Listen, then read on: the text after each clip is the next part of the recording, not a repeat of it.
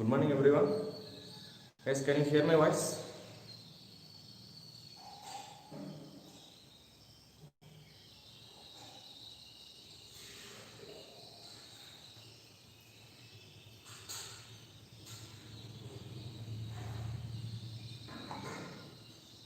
Can everyone hear my voice? Please respond.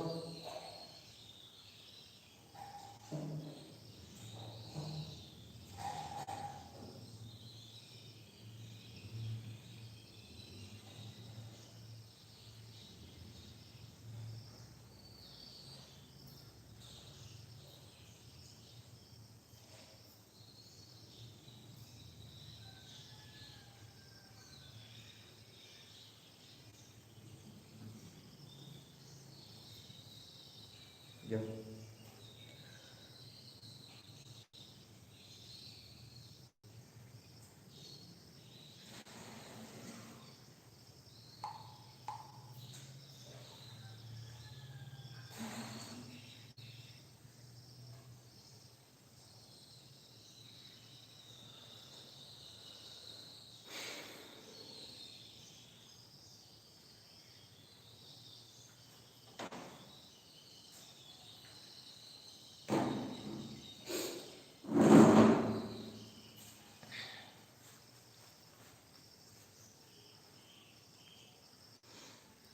Actually, signal lost.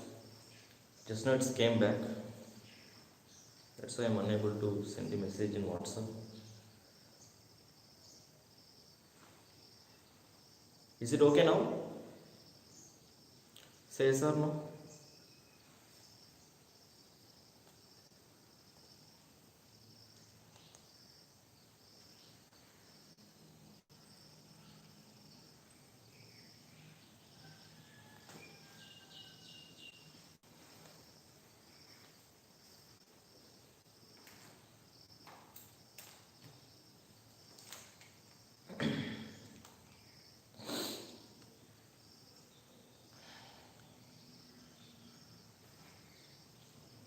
Okay, let us start. Yesterday at last, we had been discussed about, I think we have been discussed about directional relay and non-directional relay, right? And then we saw how to identify the directional and non-directional relay, right, in our system. Let us go ahead from there. There are few more things we have to conclude from the directional relay, and then we are going to start. There is one more classification. Let us see.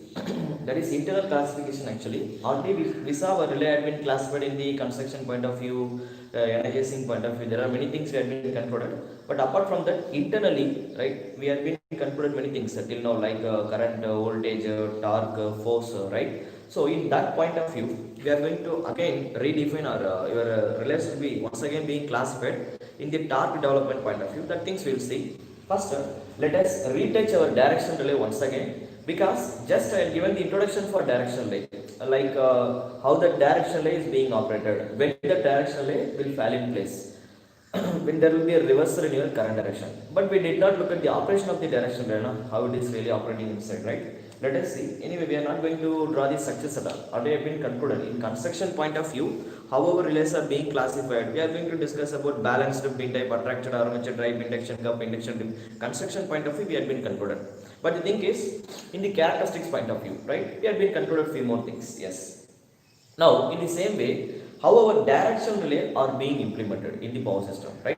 I understood one thing. Direction relay வந்து எப்போ operate ஆகும் அப்படின்னா when there will be a reversal in the power flow, right, or my current flow, right? Yes or no? That is called power flow reversal or current flow reversal. Why? Direction relay எப்போ operate ஆகும்? For example, here I have given a direction relay, and in the direction relay, in the nameplate, direction of the relay was given like this. If it is given like that, it indicates that relay will going to be, right, start its operation when there will be a reversal in the direction of the current. Abdina meaning under normal condition, current flow through this relay in this direction, that is the normal direction. Normal, right? This is normally your current is going from left to right in this way, right?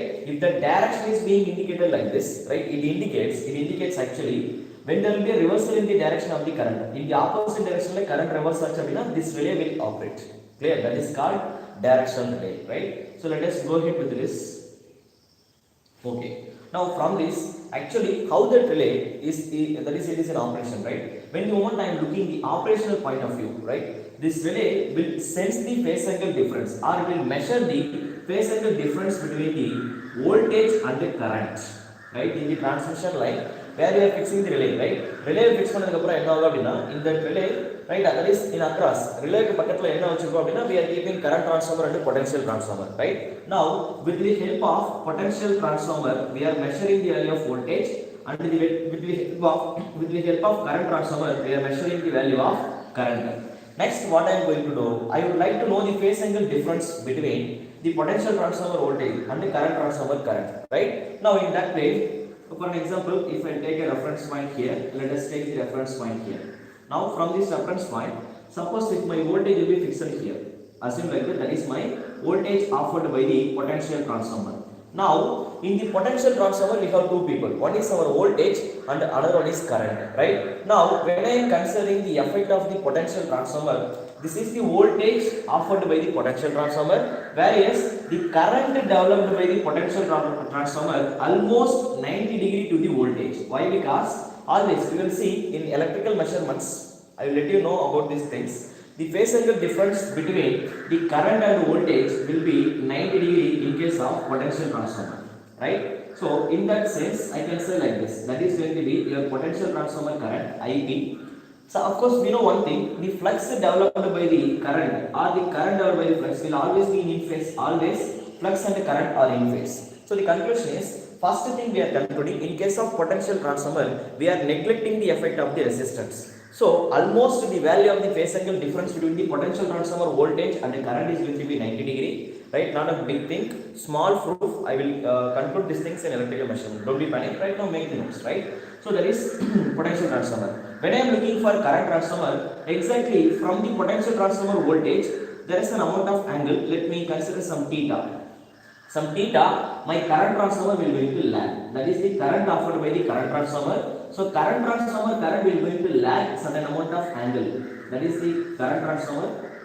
Okay, guys, reality let me call it as IC, current transformer, right? Let me call it as IC, current transformer, right? So the current transformer is lagging a angle of theta from the potential transformer voltage, right? See, current transformer is segregated from the potential transformer. But what is our target? We are going to develop the torque across the relay. In which type of relay? We are considering directional relay. Our directional relay has to be, right, it will operate when there will be a reversal in the power flow or the current flow, right? That things we know.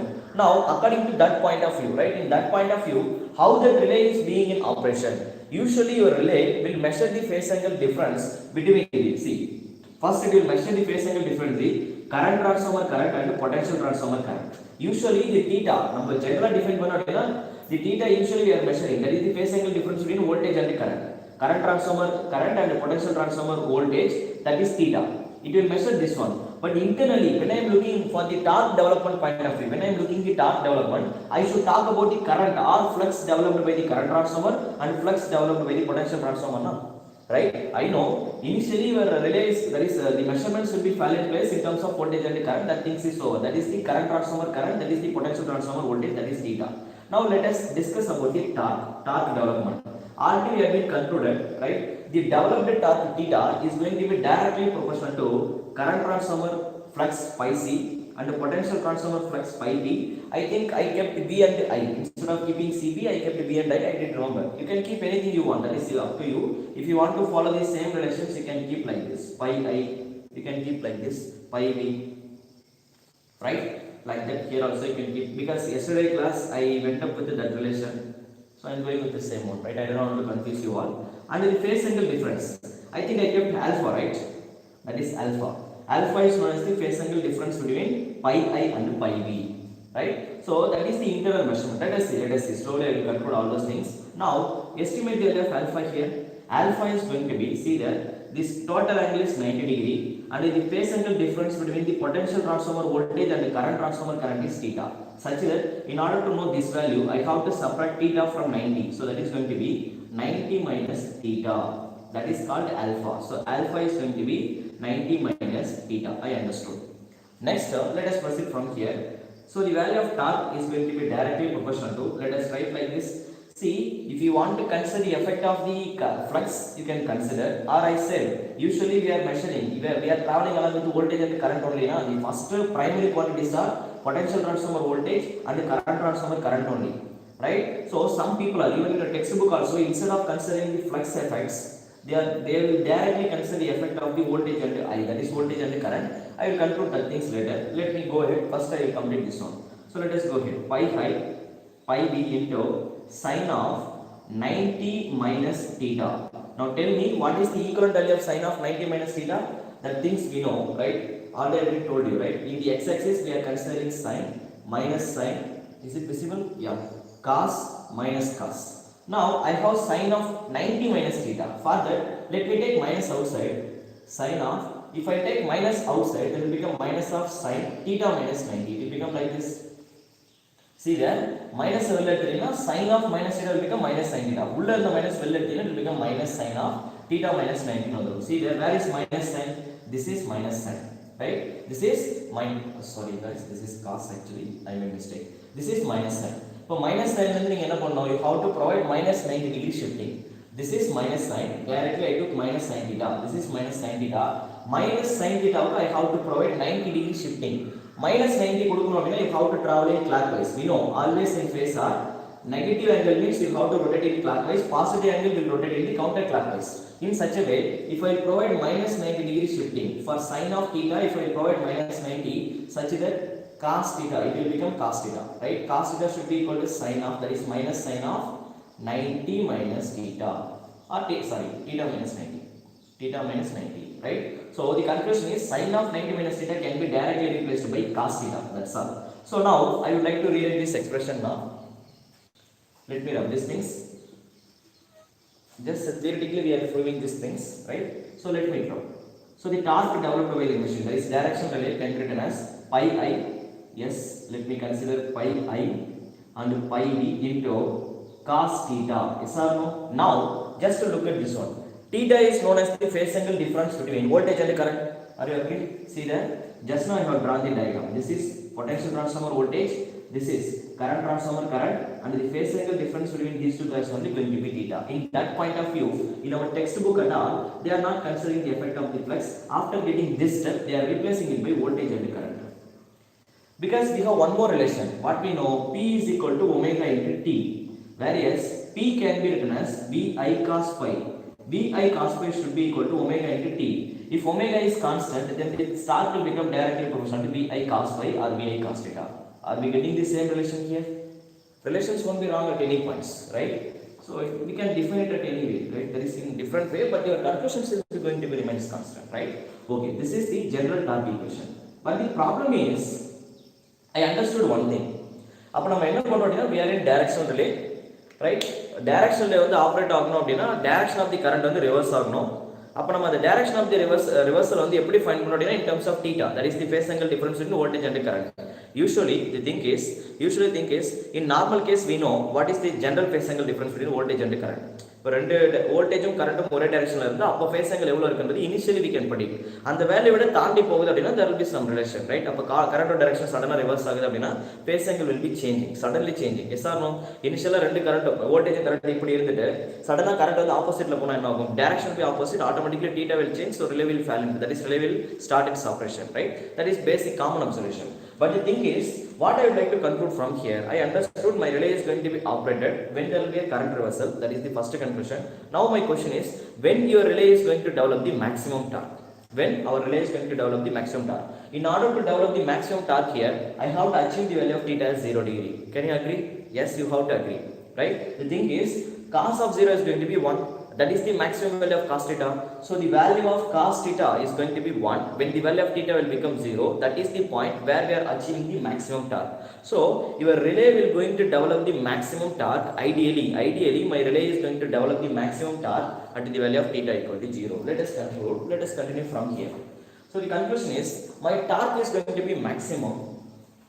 Torque T is going to be T max. When it is going to be T max? When the value of exactly at theta equal to 0 degree.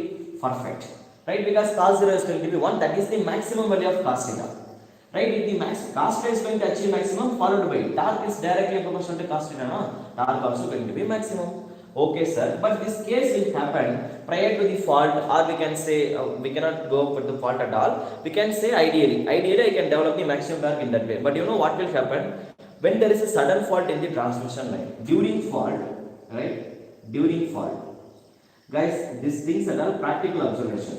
ஒரு ரிலேவை நம்ம transmission first implement பண்ணதுக்கப்புறம் practically யாருக்குமே ஸ்டார்டிங்கில் தெரிஞ்சிருக்காது இல்லையா, இந்த மாதிரி ப்ராப்ளம்லாம் வரும். நமக்கு என்ன தெரியும், ஃபர்ஸ்ட் நம்ம டெஸ்ட் பண்ணிட்டு இருப்போம். டெஸ்ட் பண்ணி ஓகே சூப்பர், டீட்டாவுக்கு வந்து நம்ம 0 டிகிரி கொண்டு வந்துட்டா every thing is perfect. So நம்ம ட்ரான்ஸ்ஃபார்மர் எந்த அளவுக்கு நம்ம வந்து current transformer potential transformer design பண்ணி எந்த அளவுக்கு வந்து டீட்டாவோட வேல்யூ வந்து நீங்கள் கம்மியாக கொண்டு வரீங்க. That is the phase angle difference between the potential transformer voltage and current transformer current.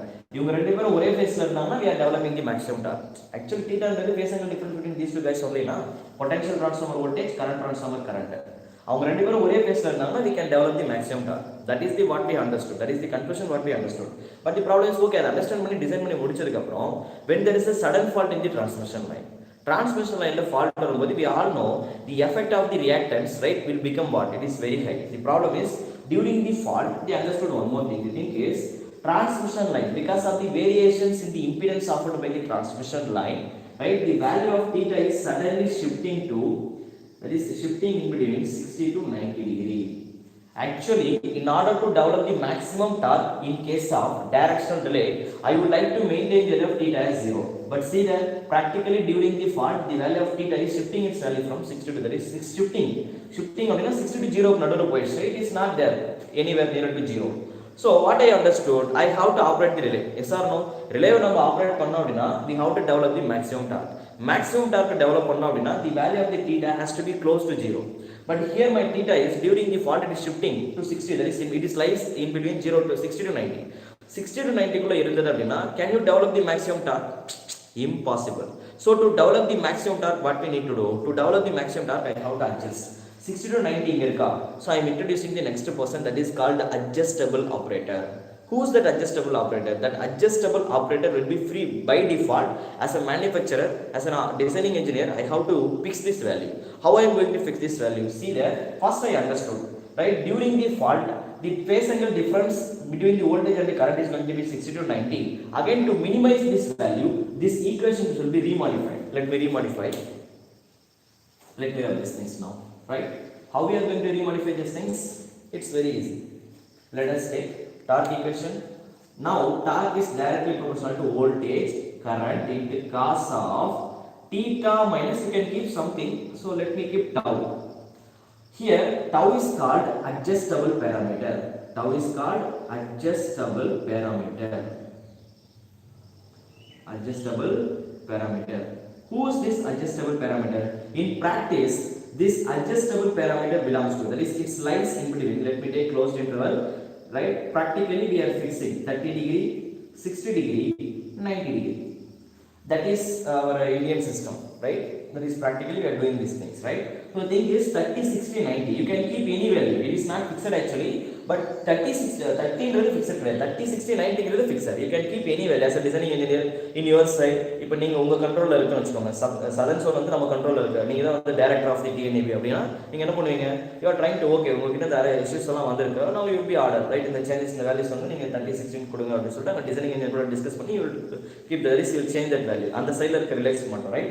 Like that, these three values, either any one value it will be fixed for the corresponding directional relay based on the manufacturer and the application side, right? So the conclusion is, sir, இப்படி provide பண்றதுல என்ன advantage? இப்போ பாருங்க, during the fault theta will be shifted to 60 degree. அப்ப நான் என்ன பண்றேன் அப்படினா டவோட வேல்யூ 16 ஃபிக்ஸ் பண்ணிட்டேன்னு வெச்சுக்கோங்க. எனக்கு தெரிஞ்சிருச்சு.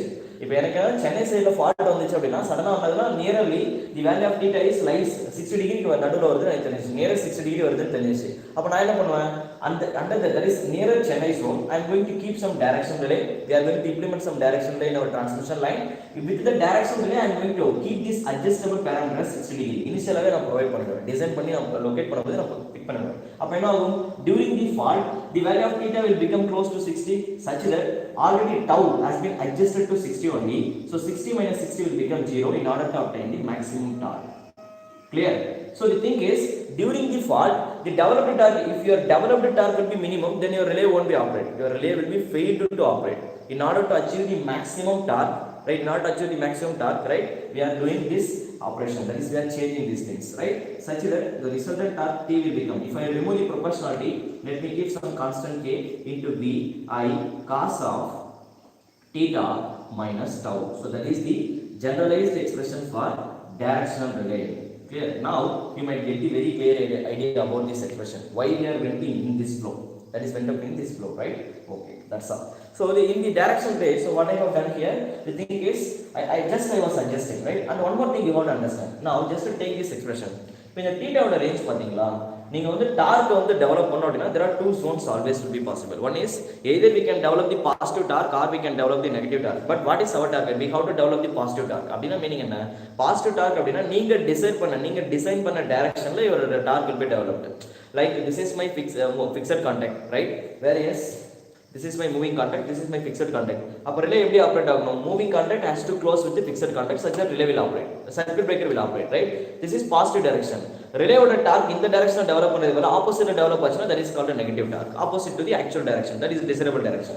So the thing is opposite ல எப்ப develop ஆகும்? See, if the value of theta இங்க கவனிச்சு பாருங்க, we know cos theta theta ஓட வேலையை டிஃபைன் பண்ணி தான் the theta torque வந்து positive torque இல்ல negative torque அப்படிங்கிறது இருக்கு, right?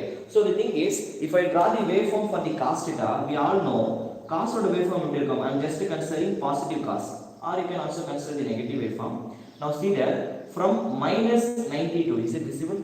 Yeah, from minus 92 plus 90, our cos theta is positive. It means if the value of theta belongs to, right, let me keep open interval, right, keep open, right, minus 92 plus 90, we can develop what? Positive torque. In this region your developed torque is going to be positive, right? Suppose if I go beyond 90, if the value of theta will become less than minus 90 degree or greater than plus 90, plus 90 ஓட நீங்க அதிகமா போனாலோ இல்ல minus 90 ஓட நீங்க கம்மியா வந்தாலோ என்ன ஆகும்? Your developed torque will become negative, right? Your developed torque will be negative. So the value of the theta will be restricted here. It is belongs to the open interval, right? I am not considering minus 90 and plus 90, but it is lies between minus 90 to plus 90. Anyway, approximately we are trying to reach the 90 only, but let me keep like that. That's a approximated zone, right?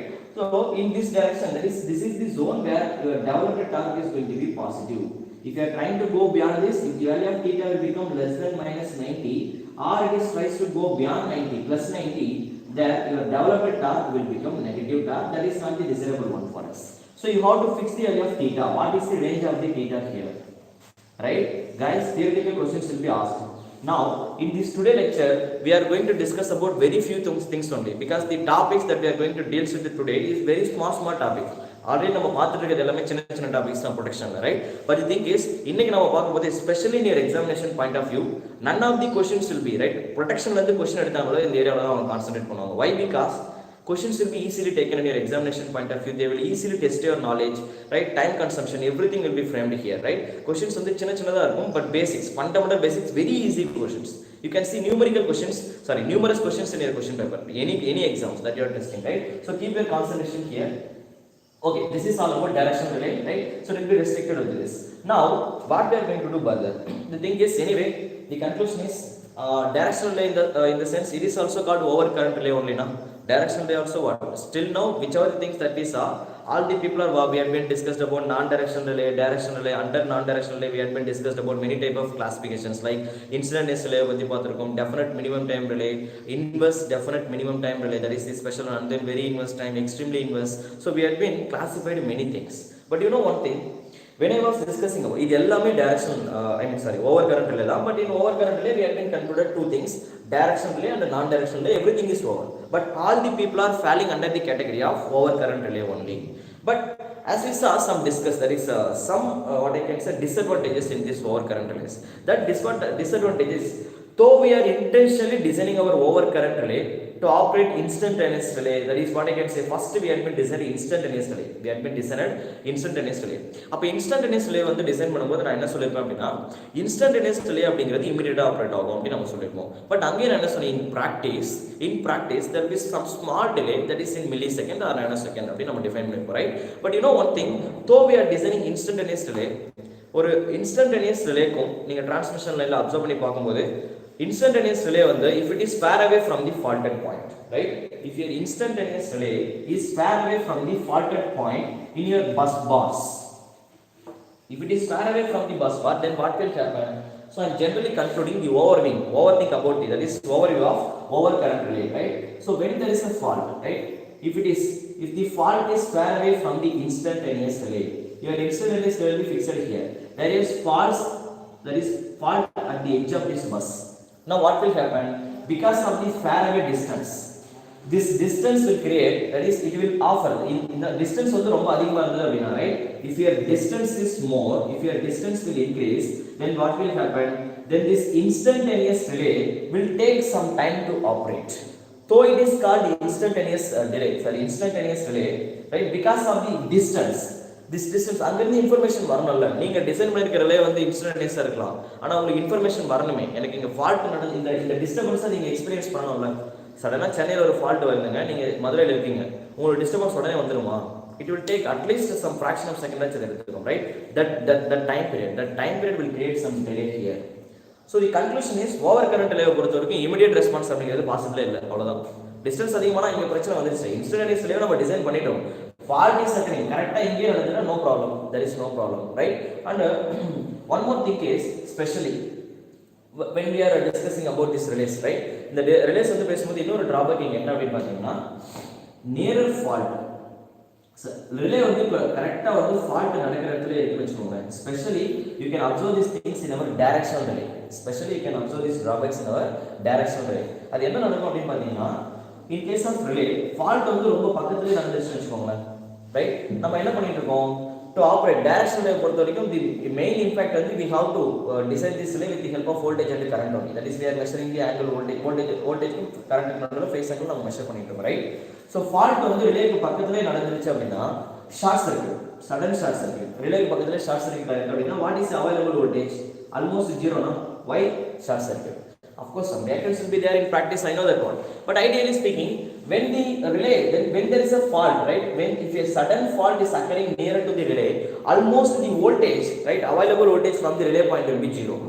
If your voltage will be zero, then what will happen? The amount of voltage demanded by the relay to operate will be reduced. Relay operate ஆகிறதுக்கு some voltage வேணும்ல, அதை நீங்கள் energise பண்ணணும்ல, அந்த வோல்டேஜே இங்கே உங்களுக்கு கிடைக்காது அப்படின்னு சொல்கிறேன், right? So the next drawback is when there is a sudden fault nearer to the relay, the amount of minimum voltage demanded by the, that is called polarization voltage. You might read this term in your engineering curriculum, UG, right? Polarization voltage அப்படின்னா meaning என்ன? That is the minimum amount of voltage demanded by the relays to operate, right? So here the problem is polarization voltage, that is the relay is failed to reach the polarization voltage when there is a sudden fault near it. Especially you can observe this case, I said directional relay. That is the second drawback. So we are discussing about the drawbacks of overcurrent relays, right? So the first drawback is instantaneous operation இங்க பாசிபிளே இல்லைன்னு வந்துருச்சு. So we have instantaneous relays இருந்தாலுமே distance அதிகமாகும் போது அது possible இல்லை அப்படின்ற மாதிரி ஒரு drawback வந்திருக்கு நமக்கு. கரெக்ட் தானே நான் சொல்றது? ப்ராக்டிக்கலாக நம்ம யோசிச்சு பார்க்கணும். ரொம்ப தூரத்து நல்ல ஒரு இஷ்யூ வந்து நமக்கு டக்குன்னு எப்படி தெரிய வரும்? அட்லீஸ்ட் நீங்கள் அதுக்கப்புறம் டெலிவிஷனை பார்க்கணும், அதர்வைஸ் நீங்கள் மொபைல் வாட்ச் பண்ணணும், சம்திங் யாரோ ஒருத்தர் மூலமா அந்த இன்ஃபர்மேஷன் உங்களுக்கு வந்து சேரும். Immediate response won't be possible in practice, right? So the thing is in the same way, second thing is what? ரிலேக்கு பக்கத்துலேயே ஃபால்ட் நடந்துருச்சு அப்படின்னா வோல்டேஜ் வந்து short circuit, sudden short circuit.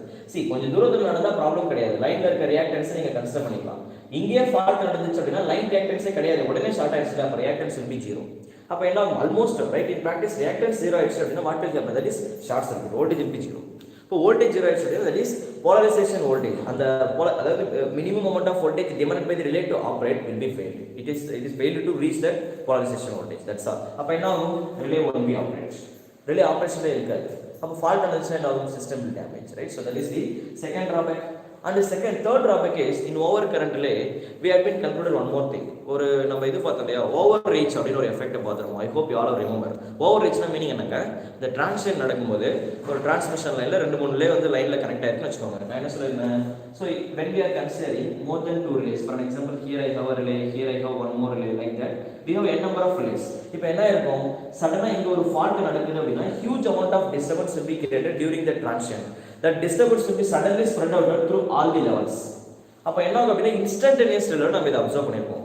Instantaneous relay will respond immediately, it does not wait for anyone. அப்போ என்ன நடக்கும் அப்படின்னா அந்த immediate response வரும்போது if these two people are instantaneous relay, then the second relay does not wait for the first one, But we know fault level will be different. In the other fault level might be 1000 ampere. Here our fault level might be some 3000 ampere. That is what we took, I think, right? I remember.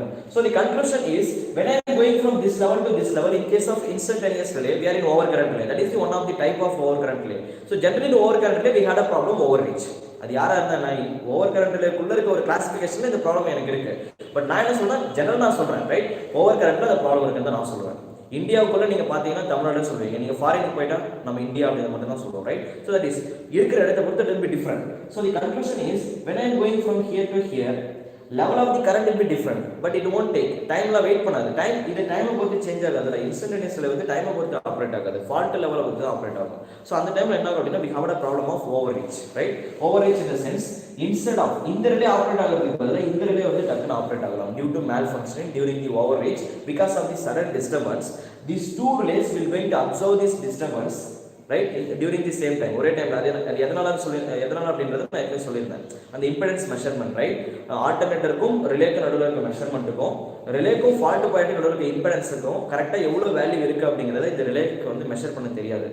just raise your notes, you might be forget, right? அந்த மாதிரி measurements அதால பண்ண முடியாது அப்படின்னா then what will happen, it is failed to measure the exact distance where is the fault occur, right? அப்ப என்ன ஆகும், there might be malfunctioning. இந்த ரிலே ஆப்ரேட் ஆகிறதுக்கு பதிலா இந்த ரிலே ஆப்ரேட் ஆகலாம். அதனால டிராபேக் நான் என்ன சொன்னேன், இதுக்கு முன்னாடி இருக்க பஸ் பார், இங்க இருக்க பஸ் பார், see ஃபால்ட் எங்க தானே, இந்த பஸ் பாரை மட்டும் நீங்க கட் பண்ணி விட்டா போதும். இப்போ தேவையில்லாம இந்த ஃபால்ட்டுக்கு நீங்க இந்த பஸ் பாரையும் சேர்த்து கட் பண்ணிட்டீங்கன்னா, ஃபார் எக்ஸாம்பிள் இப்போ இந்த பஸ் பார் வேற ஏதாச்சும் லோடுக்கு சப்ளை கனெக்ட் பண்ணிட்டு இருக்கலாம். இப்போ அதாவது அதையும் பண்ண முடியாதுல்ல, நீங்க அதையும் ஆஃப் பண்ணி விட்டீங்க. So that is the drawback, right? So that is the overreaching in the second problem. And the third problem is coordinations. Overcurrent relays are not properly coordinated with each other. ஒரு transmission லைன்ல நீங்க implement பண்ணது எல்லாமே வந்து over current ரிலேவா இருக்கு அப்படின்னா, சீட இது proper coordination தான். ஒரு 4 இன்ஸ்டன்டேனியஸ் ரிலே வந்து நீங்க லைனா கனெக்ட் பண்ணி வச்சிருந்தீங்க அப்படின்னா, all the instantaneous relays will tries to operate at the same time. ஏன் அவங்க டைமை பொறுத்து வெயிட் பண்ண மாட்டாங்களே, முன்னாடி நீ ஆப்ரேட் ஆகிறியா இல்லையா அப்படின்லாம் பார்க்காது, ரைட்? நீ அங்கே ஃபால்ட் நடந்துருச்சா டிஸ்டன்ஸே அதுக்கு மெஷர் பண்ண தெரியாது. அப்போ அது என்ன பண்ணும், எவ்வளோ டிஸ்டன்ஸில் ஃபால்ட் நடந்திருக்குன்னு தெரியாது, ரைட்? எந்த இடத்துல எக்ஸாக்டாக நடந்து ஏன் சோன் நடந்திருக்கா இல்லை அடுத்தவரோட சோன் நடந்து எதுவுமே அதுக்கு தெரியாது. அங்கே ஏதோ டிஸ்டர்பன்ஸ் வந்திருக்கு, நான் ஆப்ரேட் ஆகிறேன், immediately will operate, right? Instantaneous relays are there. So the problem is, second thing is what? That is the next drawback. Coordination is not possible, right? Coordination na and the first relay operate ஆயிடுச்சுன்னு சொல்லிட்டு second ரிலேக்கு message வராது, right? That case எல்லா இடத்துலையும் கிடையாது. நம்ம ஏற்கனவே சொல்லியிருந்தோம், அது நம்ம செகண்ட் ரிலே வந்து டைம் டிலே கொடுத்து நம்ம we can design definite minimum time lag relays. But generally we are observing coordination is not. Over current relay பத்தி பார்க்கும்போது இப்போ ரெண்டு இன்ஸ்டன்டேனியஸ் ரிலே பக்கத்துல இருந்தது அப்படின்னா coordination is not possible. So in general point of view, over current relay overreaching is the biggest problem, and second thing is coordination over current, right? In case of over current relays, the coordinations between the relays is too difficult. Clear? So we had many problems here, right? We have to overcome all those issues. What shall we do? Once again, people are regaining. இதே ரிலேஸ் இதுக்கு நம்ம பார்த்த ரிலேஸ் வேற ஏதாச்சும் பண்ண முடியுமா, modify பண்ண முடியுமா, இல்லை கேரக்டரிஸ்டிக்ஸ் வைஸ் ஏதாச்சும் டிஃபைன் பண்ண முடியுமா? Now we are going to define. Once again, now your relays are going to be classified based on the universal torque equation. Universal torque ஈக்குவேஷனா அது யாரு, தனியால நம்ம எதுவும் டிஃபைன் பண்ண போறது இல்லை. இதுக்கு முன்னாடி நம்ம பார்த்தது எல்லாத்தையுமே கம்பைன் பண்ணி let me bring one equation. See, we design over current relay. Yes or no? Yes. We design directional relay. Yes or no? Yes. இப்போ directional relay நம்ம டார்க் ஈக்குவேஷன் பார்த்தோம். Yes. Over current relay நம்ம torque equation பார்த்தோம். Of course. But over voltage relay also there, but that is not in our syllabus. I don't want to discuss about that things at all. And that problem is very chances of occurring over voltage failures at all very less, right? So we people are usually not take care of that one, right? Anyway, let us control. Now what I am going to do, let me take the universal torque equation. அப்படினா meaning என்னன்னா, எல்லா ரிலேக்கும் சேர்த்து காமனா ஒரு equation நம்ம define பண்ண போறோம், வேற ஒண்ணும் இல்ல. அந்த ஈக்குவேஷன் வந்து நம்ம எந்த ரிலேக்கு இன்ஃபர்மேஷன் தேவையோ அதை மட்டும் நம்ம எடுத்துக்கலாம். Like in one bucket we may have many number of balls, different colors la balls irukku vechukonga. One of you might pick red ball, another one might pick a blue ball, right? In one bucket we are going to keep all the balls. In one torque equation I am going to bring all the relays, but based on the desirable application we are going to choose the corresponding parameters from the torque equation, right? In practice protection la edume pudusa illa kallikudhu, it is very easy to learn, right? So the torque equation is first of suppose இப்போ இந்த torque equation நான் over current ரிலேக்கு define பண்றேன், right? Over current relay. அப்போ over current relay அப்படினா first I should talk about, in case of over current relay I should talk about the magnitude of the current. Let me call this K1. When I am talking about over voltage relay, right? I should talk about what is this constant parameter? Proportionality.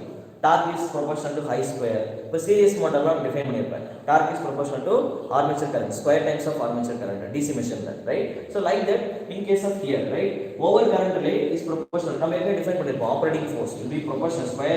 It will be directly proportional to square times of current. That is for over current relay. Already நம்ம define பண்ணிட்டோம். Just to look at your previous notes. Operating torque is always being proportional to square times of the current. That is what I am writing here for over current relay.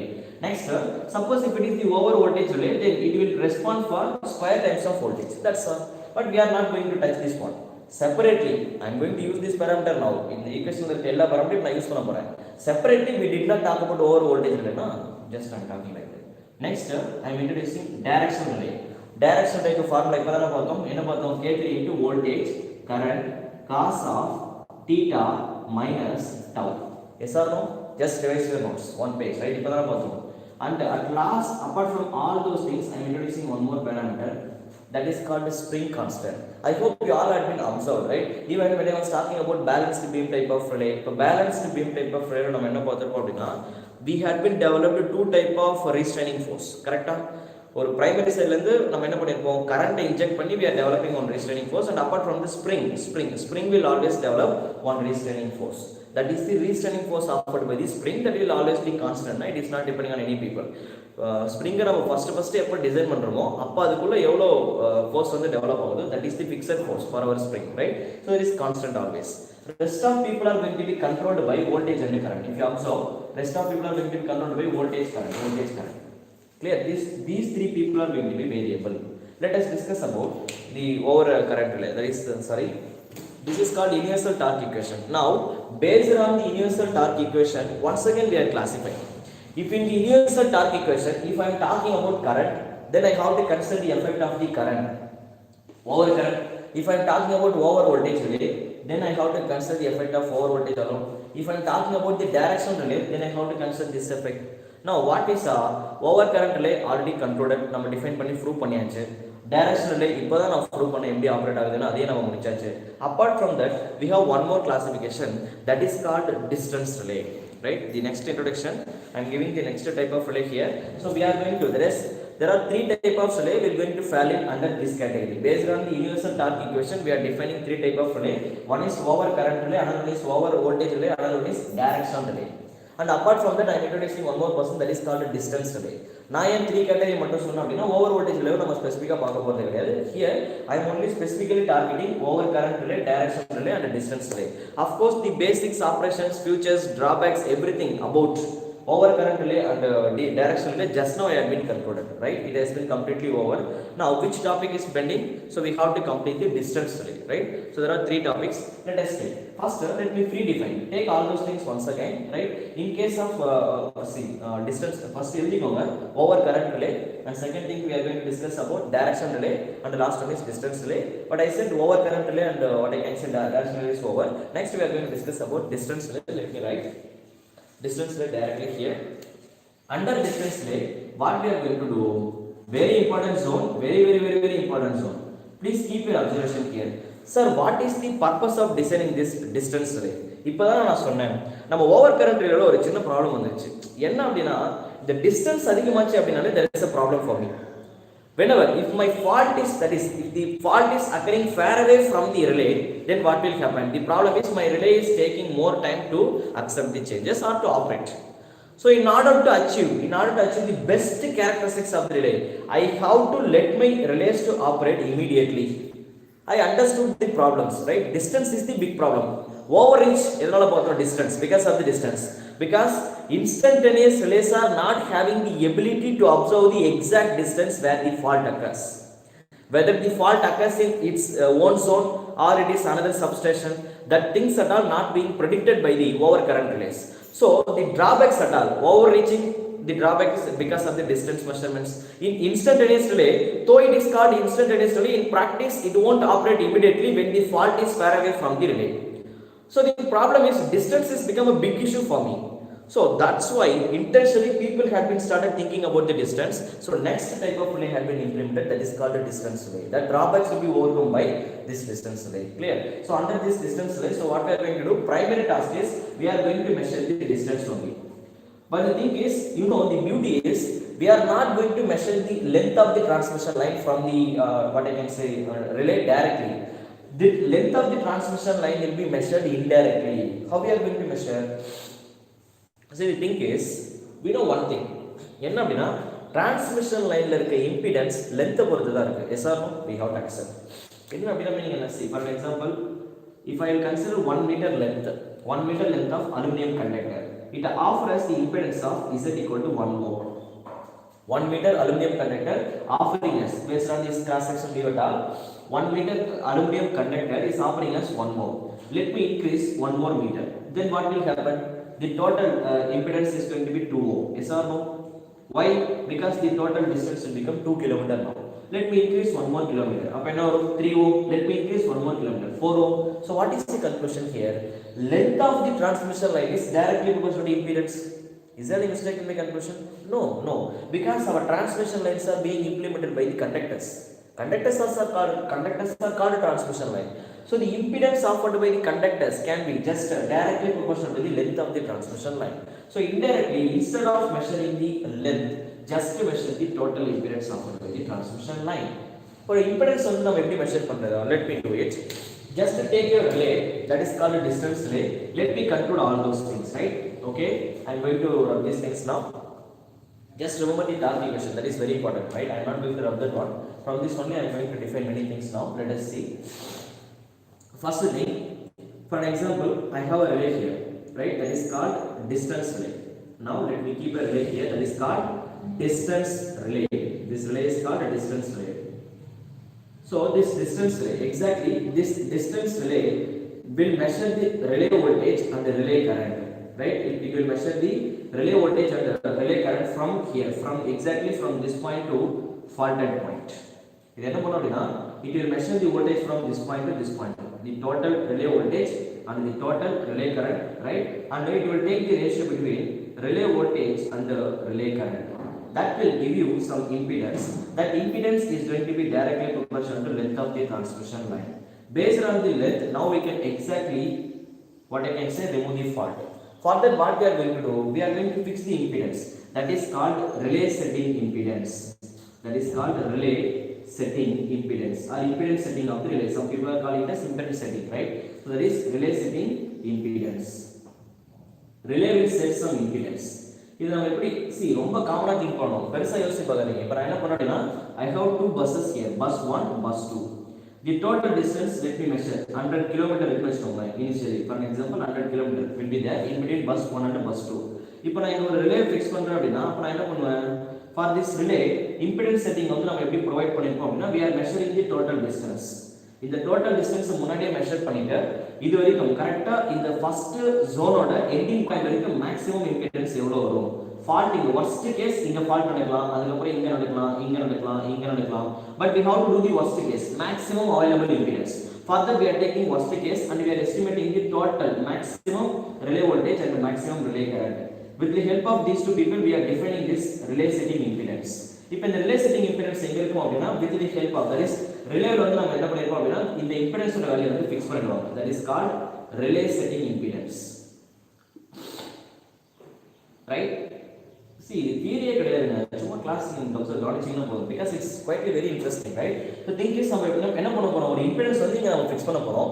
கரெக்ட்டா நம்ம என்ன நடக்கும் அப்படினா, இப்போ fault நடக்குது வெச்சுக்கோங்க. இப்போ நான் மேக்ஸिमम பாயிண்ட் இங்க ஃபிக்ஸ் பண்றேன்னா, நான் என்ன பண்ணிருக்கேன்னா, இந்த ரிலேல இருந்து இந்த பாயிண்ட் வரைக்கும் மொத்தமா எவ்வளவு இம்பிடன்ஸ் வருதுங்கறத நான் ஃபர்ஸ்ட் டிசைன் பண்ணும்போதே நான் இம்ப்ளிமென்ட் பண்ண போற ரிலேக்கும் அந்த லைனோட மேக்ஸिमम எண்டுக்கும் போயிட்டு மொத்தமா எவ்வளவு இம்பிடன்ஸ் வரும்ன்றதை மெஷர் பண்ணி that setting had been initially given, that is called relay setting impedance.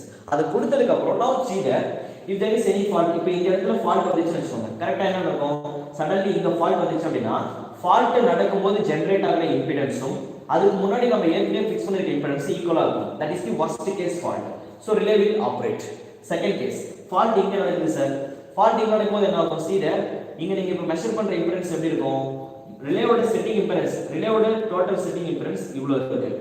ஆனா ஃபால்ட் இப்ப இங்க நடந்திருக்கு அப்படினா இங்க எப்படி இருக்கு பாருங்க. so the fault impedance is, அதாவது ஃபால்ட் நடக்கும்போது நமக்கு கிடைக்கிற இம்பிடன்ஸ், right?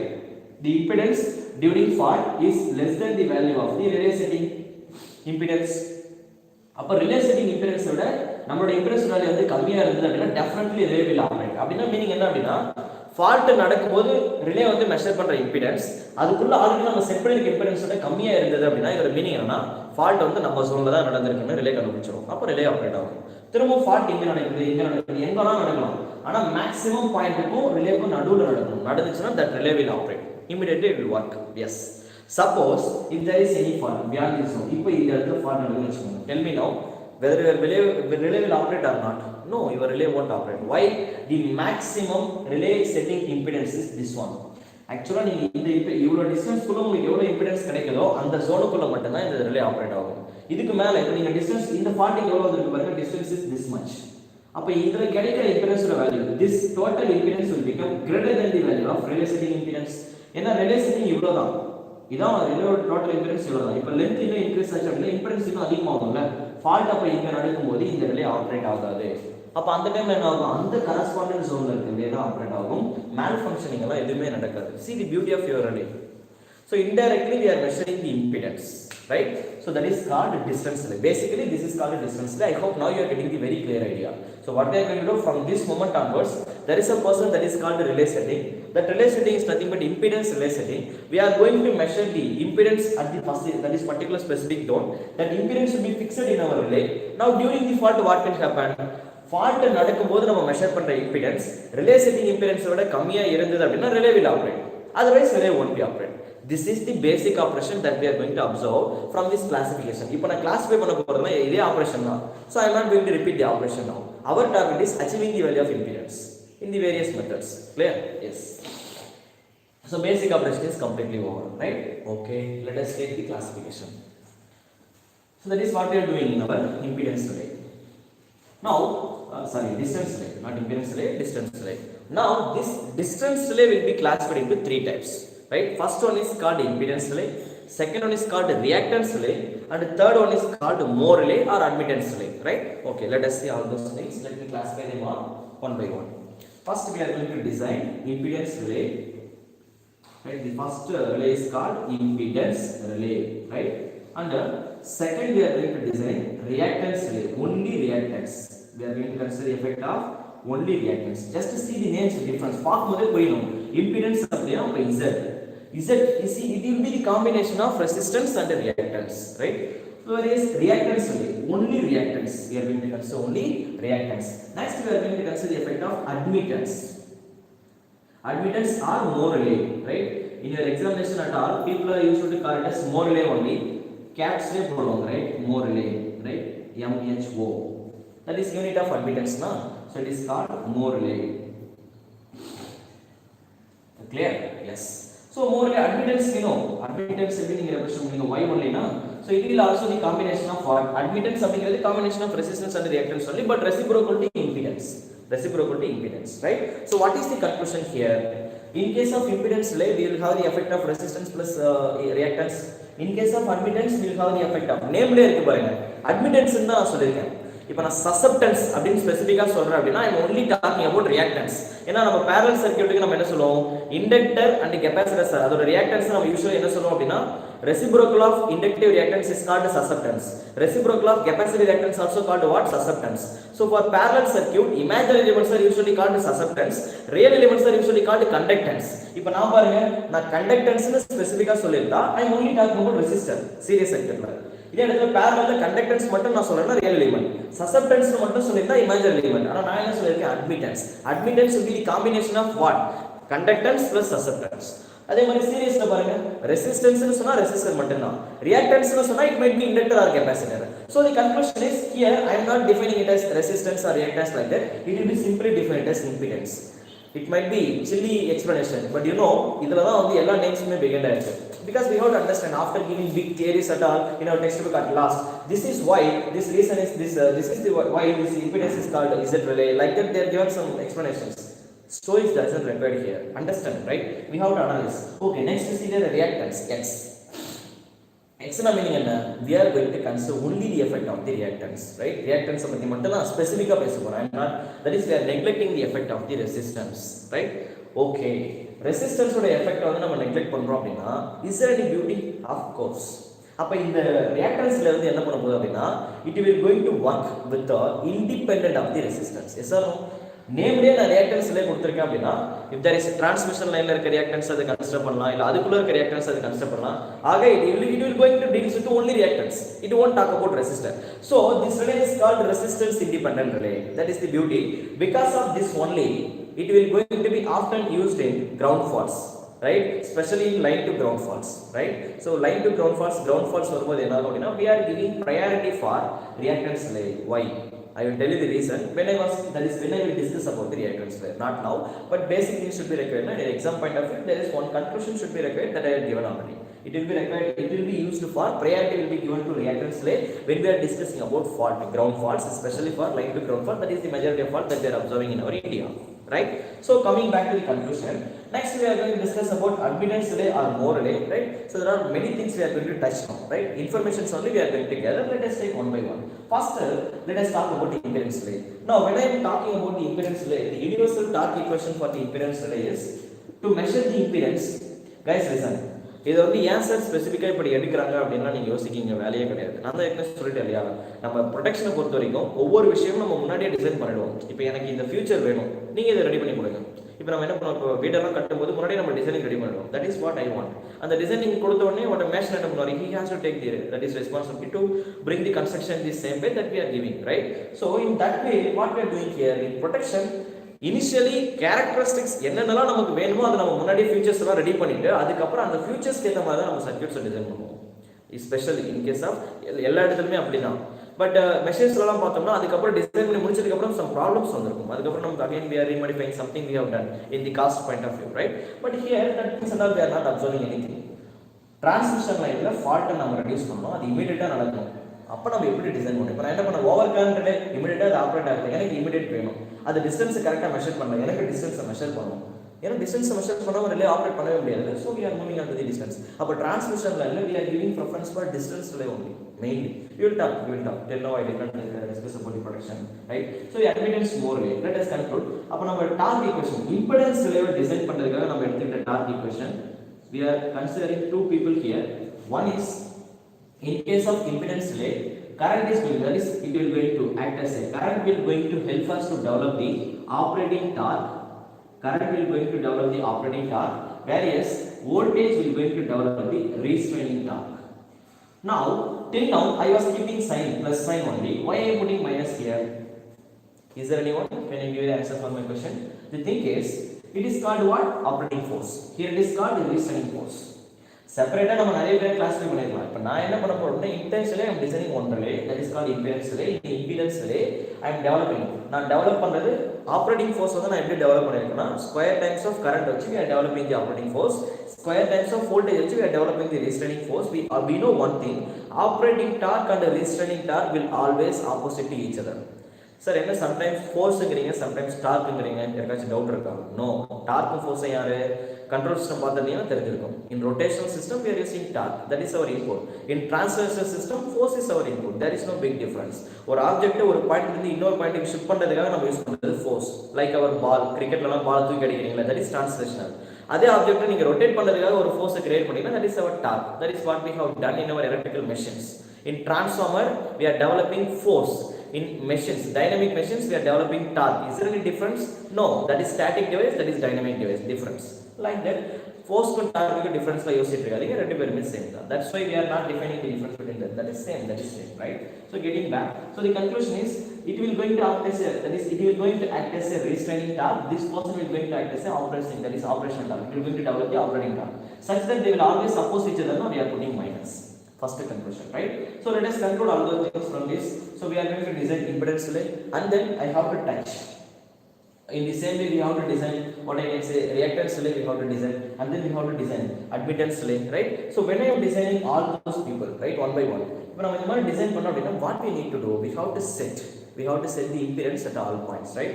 So நம்ம ஏற்கனவே பார்த்துருக்கோம் இல்லையா, our main primary target is impedance. Setting the impedance is the main problem, right? Once you set the impedance, then you can proceed further, right? So next task is we have to design the reactance relay. Guys, 1 minute, 1 second.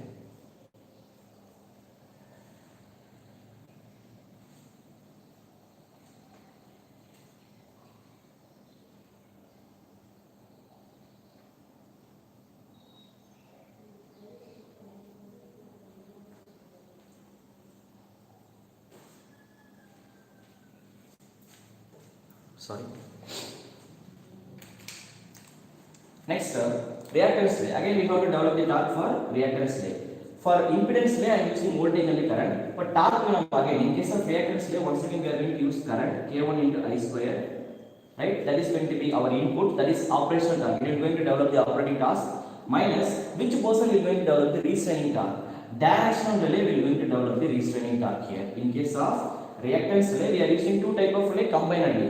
Right? There is overcurrent relay will be going to influence to develop the operating torque. Whereas reactance relay will be going to directional relay will going to develop the restraining torque. Such that the reactance relay will be implemented with the help of, I said, we are going to design distance relay, but it will be the combination of previous peoples. எனக்கு அவங்க தனித்தனியாக வச்சா நிறைய problem வந்துருக்கு. But அவங்களெல்லாம் combine பண்ணி தனித்தனியாக திரும்ப இம்ப்ளிமெண்ட் பண்ணுறாங்க. புதுசாக எதுவும் கண்டுபிடிக்கல, இருந்ததை ரீமாடிஃபை பண்ணுறாங்க. அட்வான்டேஜ் வந்திருக்கா? Yes, it came, right, finally. So K3 into V I cos of theta minus tau. Why I am putting minus? Why? Because during the operation this person will going to develop restraining torque. This is operating torque. These two people will always oppose each other. That is what why I am putting minus here. Third person, more relay. Now in case of more relay, directional torque will going to be input. It will going to develop the what I can say operational torque. That is operating torque will be developed by the directional relay cos of theta minus tau minus over voltage relay will going to develop the restraining torque. That is K2 into mod of V square. See till now sir நீங்க எல்லா பத்தியுமே பேசுனீங்க. ஜெனரலா ஒரு கான்ஸ்டன்ட்டா ஒரு spring இருக்கு. அந்த ஸ்ப்ரிங்கும் ஒரு dark வந்து டெவலப் பண்ணல. ஐ மீன் அப்போசிங் ஃபோர்ஸ் ரீஸ்ட்ரைனிங் டார்க் எதுவும் டெவலப் பண்ணது இல்லையா? அதே நம்ம கன்சிடர் பண்ணவே இல்லை. Our target is what? I am simplifying the circuits, right? நீங்க நீங்க எடுத்துக்கிட்டே டெரைவ் பண்ணாலும் நான் எல்லா கேஸ்லயுமே திரும்பவும் this value will be neglected, this value will be neglected, this value will be neglected னு சொல்லி தான் நம்ம அதெல்லாம் ப்ரோசீட் பண்ணலாம். பிகாஸ் எனக்கு அந்த பாராமீட்டர் எப்பவுமே வேரி ஆக போறது இல்ல. நான் மெஷினை டிசைன் பண்ணும்போதே, ஐ மீன் உங்களோட ரிலேவை டிசைன் பண்ணும்போதே அந்த ஸ்ப்ரிங்கால நம்ம ஒரு சர்டைன் ரீஸ்ட்ரைனிங் ஃபோர்ஸை டெவலப் பண்ண போறோம். That value will be fixed. So there will be no variations in the spring. So I don't need to talk about that. And that value will be very small. Remember one more thing, that value will be very small. Just we are keeping it, right, for shaking. Small oscillations will be suppressed. That's getting back. So we don't need to talk about this spring torque. I am neglecting this one here, right? But anyway, it will be available. Machine in practice will be there. But நம்ம என்ன பண்றது? Wide variations could not be possible with the spring now. நீங்க design பண்ணும்போது அதால ஒரு big spring எடுத்து வந்து போடவும் முடியாது. ஸ்ப்ரிங்கை சுத்தமா அவாய்ட் பண்ணவும் முடியாது. அதனால கொஞ்சம் எனக்கு அட்வான்டேஜ் வருது இல்ல. ஸ்மால் டார்க்காச்சும் அதை டெவலப் பண்ணி கொடுத்தா I can use it. So எனக்கு சஃபஸ்டிகேட்டடா கம்ஃபர்ட்டா வந்து எவ்வளவு சைஸ்ல ஒரு ஸ்ப்ரிங்கை நான் வச்சுக்க முடியுமோ அவ்வளவு வச்சுக்கிட்டு ரிமைனிங் ஃபோர்ஸ் நம்ம என்ன பண்ணிக்கலாம்? With the help of other people we can develop the remaining restraining torque. That is what we are doing here, right? So anyway, that torque developed by this spring is very less, so that will be neglected during this what I can say analysis. Okay, I hope now you are getting the clear idea. Now see there, based on the torque equation, once again this lesson class, right? Impedance relay நம்ம பேர் வச்சிருக்கோமா? அதுல பாருங்க, this is operational torque, this is called the restraining torque. இந்த restraining torque develop பண்றது யாருன்னா voltage. So that is called voltage restraining over current relay. That is இங்க நம்ம என்ன பண்ணிருக்கோம்? இது ஓவர் கரண்ட் தானே? ரிலே வந்து ஓவர் கரண்ட் ஆபரேட் பண்ணும்போது, ஆனா இதுக்குள்ள நம்ம யாரை யூஸ் பண்ணிருக்கோம்? This is distance relay, but it will be the remodified version of the over current relay.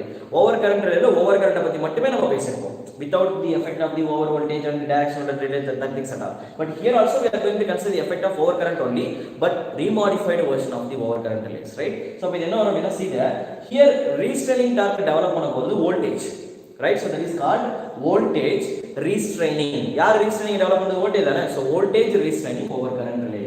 Impedance relay can also be considered, can also be called. Expect theoretical questions, right? So mark my words clearly. So this impedance relay, you don't need to memorize. The beauty is you don't need to memorize. Just to see there, இங்க யார் நம்ம restraining use பண்றோம்? voltage in case of impedance. So that is called what? Voltage restraining over current relay. That is another name of your impedance relay. Similarly, in case of reactance relay, we are using directional. It is, so that is called directional restraining over current relay. Why it is called? See that directional is acting as a directional relay is acting as a restraining force. So it is developing the restraining force. So it is called directional restraining over current relay. I hope now you are getting the clear idea. Coming back to the last one, again voltage is going to be the controllable parameter. With the help of voltage only we are controlling this relay, right? So here once again this is called voltage restraining directional over current relay.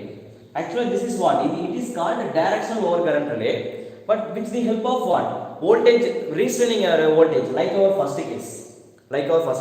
ஆனா இங்க பாருங்க, restraining voltage over current relay. என்ன இங்க நம்ம use பண்றது over current relay. So இதோட name என்னன்னா restraining, that is voltage restraining over current relay. இங்க நம்ம என்ன பண்ணிருக்கோம், directional restraining over current relay. Here it is called voltage restraining directional relay. Just understand, name நீங்களே வச்சுக்கணும். இது over current, இது over voltage, இது என்னது directional, இது என்னது over current, இது என்னது over voltage, இது என்னது directional. இப்போ நேம் நீங்களே வச்சுக்கணும். இப்போ ஃபர்ஸ்ட் பாருங்க restraining. இப்போ நம்ம யாருக்கு restraining யூஸ் பண்ணிருக்கோம், voltage. So voltage restraining. ஆனா ரிலே பேர் என்ன, over current relay. இதுல ஆப்பரேட்டிங் ஃபோர்ஸ் யாரு டெவலப் பண்றது, கரண்ட். அப்ப அதுதான் மெயின், ரைட்? சோ இது over current relay தான். ஆனா restraining யாரு டெவலப் பண்றது, voltage. So this is called voltage restraining over current relay. This is called directional restraining over current relay. This is called voltage restraining directional relay. இங்க over current வராது, ஏன்னா நம்ம over current use பண்றோம் in case of more relay. Just observe the difference, right? I hope now you are getting the clarity. Don't by heart, you don't need to memorize. Just remember the equation, that is sufficient, right? Remembering the equations and bringing the parameters are very important. That is sufficient, right? You can do rest of all things. I hope now you are getting the very clear idea, right? So let us with this, let us proceed further. Shall we take first one? Take the impedance relay. Let me rub these things, right? Because in the name point of view, which are the things that should be required, that are given already, right? So it is over. Okay, now we have to gather the information from all these people. Let us gather. Yeah. First we are going to talk about impedance relay. In impedance relay, first take this one. Impedance relay just நம்ம என்ன பண்ணிருக்கோம், torque equation, right? So the universal torque equation can be written as K1 into I square minus K2 into V square. Yes, that is perfect. Next what I am going to do, in this expression, when this relay will fall in place, relay எப்போ operate ஆகும், this relay will undergoing to operation when the value of the operating torque developed by the relay will become greater than the value of restraining torque. Now which is your operating torque? K1 into I square will going to develop the operating torque, whereas restraining torque is K2 into mod of V square. Is there any mistake in my conclusion? No. Let us proceed. Let us finish our discussion from this. Next up, whenever in the condition satisfied achna, this relay will operate. Impedance relay will operate. Proceed further. From this, I can write like this. Anyway, what type of relay is impedance relay? Impedance. We are measuring impedance, admittance, reactance. Adana panikirukom. Yes. அப்ப பாருங்க இந்த impedance க்கு equation வரும். Let me reduce this expression further. Let me keep mod V one side. Mod V. இந்த mod I square அந்த பக்கம் pass பண்ணுங்க. Okay, what shall I do? K1 அப்படியே எழுதிக்கிறேன். K1 you will get இது K2 ஆ K1 ஆ, இது K1 இது K2, right? K1 by K2 less than, just observe me, shall I write like this, mod V square divided by mod I square. Is there any mistake in my calculation? Just in the mod I square அந்த பக்கம் pass பண்ணிருக்கேன், இந்த K2 இந்த பக்கம் கொண்டு வந்திருக்கேன். That's all. Now V by I is known as impedance Z such that இப்போ நம்ம எப்படி எழுதிக்கலாம், K1 by K2, I hope it is visible. Yeah. So it is less than Z square. Just consider the magnitude only. I know that one. Square and the book pass பண்ணுங்க. If this square will become here, such that I can write mod Z will become, right? So it can be written as greater than, correct? Come on. Yes, mod Z is greater than K1 by K2 in the power of 1 by 2. That is the impedance offered by the relay, right? That is the relay setting impedance. This is called relay setting impedance. Now, how we are measuring this value? Our target is, right? We have to achieve this value by கரெக்டா solve பண்ணிருக்கணும். இது relation மாறி வருது, greater than I square voltage இங்க இருக்கு guys, sorry. Yes, sorry, because we have to set the relay zone na greater than அப்படினா infinite வரைக்கும் set பண்ணலாம். That is wrong approach. See, இப்போ இங்க பாருங்க, I made small mistake. Operating torque has to be greater than restraining torque. அப்ப next stepல என்ன வரும், voltage இங்க இருக்கு, கரண்ட் அந்த பக்கம் நான் பாஸ் பண்ணிருக்கேன். இந்த greater than இதுக்கு less than நான் மாத்துறேன்னு தெரியல, I made mistake, please correct it. So that is greater than only. K1 இங்க இருக்கு, K2 இந்த பக்கம் பாஸ் பண்ணிருக்கேன். Next step, V by I is going to be Z. So K1 by K2 is greater than Z square such that next step it will become mod Z is going to be. Now see here, இது அப்படியே மாத்தி எழுதுங்க. If I tilt this one, then greater than will become less than, then the square அந்த பக்கம் pass பண்ணீங்கன்னா K1 by K2 whole power 1 by 2. We are not considering the negative sign at all. I know Z square நீங்க square அந்த பக்கம் pass பண்ணும்போது plus or minus root தான் வரும். Negative impedance எதுக்கு அதெல்லாம் நம்ம கன்சிடர் பண்ணலாம், right? So getting back, impedance இப்ப நீங்க மெஷர் பண்றீங்க, that impedance is only depending on the constant parameter offered by the over voltage relay and over current relay. இதுல வர constant parameter, இதுல வர constant parameter, இவங்க ரெண்டு பேரும் சேர்ந்து தான் impedance வந்து டிசைன் பண்றாங்க. That is called relay setting impedance. அப்ப இந்த ரிலே வந்து நீங்க ஃபர்ஸ்ட் இம்ப்ளிமென்ட் பண்ணும்போது என்ன பண்ணுவீங்கன்னா, just we are measuring the maximum relay voltage. ரிலேக்கும் ஃபால்ட் பாயிண்ட்டுக்கும் நம்ம ஃபர்ஸ்ட் ஒரு டயக்ராம் வரைஞ்சி காமிச்சேன் இன்ட்ரடக்ஷன் கொடுக்கும்போது ரிலேயோட இம்பிடன்ஸ் இன்ட்ரடக்ஷன் கொடுத்தாங்க, ஐ மீன் டிஸ்டன்ஸ் ரிலே இன்ட்ரடக்ஷன் கொடுத்தாங்க. ரிலேல இருந்து ஃபால்ட் பாயிண்ட் வரைக்கும் we have to measure the relay voltage, total current. அவங்க ரெண்டு பேர் நடுவுல ரேஷியோ எடுத்தீங்கன்னா you will get this relation at very beginning. So it will be fixed. Once it is fixed, then let us draw the diagram for this. Let me rub these things now. See, memorize பண்றதுக்கோ இல்ல understand பண்ணிக்கிறதுலாம் எதுவுமே இல்லை. சும்மா அந்த டெரிவேஷனை வரைஞ்சி reduce பண்ணிட்டீங்கன்னா you get some expression. அது வந்து நான் என்ன பண்ணேன்னா see there k1 by k2 அப்படிங்கிறது ஒரு constant. Yes or no? Yes, it is a simple constant. Now for the constant what I am going to do, let me draw. நான் என்ன பண்ண போறேன்னா we are going to draw the circle. The circle is actually we are drawing the circle for impedance. அப்ப நான் என்ன பண்ணிக்கிறேன்னா impedance will be the combination of reactance. Sorry guys, திரும்ப தப்பு பண்ணிட்டே இருக்கேன். Real axis la issue நம்ம என்ன எடுத்துப்போம், we are taking real parameter. In the imaginary axis we are taking imaginary parameter, that is the effect of the reactance. Yes or no? Real axis, imaginary axis. So இப்போ impedance ஓட value வந்து first நீங்க measure பண்றீங்க. Measure பண்ணிட்டு அதோட correspondent angle and initial value z that will be decided by k1 by k2 அப்படிங்கிறது length of the mod z மட்டும் தான் கன்சிடர் பண்ணிருக்கீங்க. It has got a certain angle, right? ஒரு particular angle இருக்கு இல்லையா? Just to fix this from here, right? Anyway இல்லனா டைரக்ட்டா அந்த பாயிண்ட் நம்ம ஃபிக்ஸ் பண்ணிக்கலாம். z ஓட வேல்யூ இது போலார்ல இருக்கு. போலார் அப்படினா போலார்ல we are calculating. Actually z will be the combination of r plus j times of x. Right? It can be written like this. இதோட magnitude நீங்க எப்படி எழுதுவீங்க? Its magnitude is going to be mod z is going to be under root of r square plus x square. That is what we are considering here. This value is going to be fixed now. Similarly, if I extend this discussion further, அப்ப நம்ம என்ன பண்ணுவோம், first இதோட value வந்து measure பண்ணி இத நீங்க fix பண்ணிட்டீங்க. It has some angle, no? Theta is equal to tan inverse of imaginary by real. So that is going to be imaginary divided by real. Estimated. We are in polar coordinate, so mod z has been fixed in terms of k1 by k2, right? அப்ப நான் என்ன பண்றேன் அப்படினா initially I am fixing this length in the rectangular coordinate. Anyway, for rectangular நம்ம எப்படி எழுதலாம், r plus jx. r somewhere here, x somewhere here, ரெண்டுத்தையும் join பண்ணிட்டீங்கன்னா you will get some distance here. Now just to take the distance, that is in polar coordinate, that is going to be k1 by k2 whole power 1 by 2. இப்போ என்ன பண்றீங்கன்னா just to take a compass, இத அப்படியே rotate பண்ணுங்க.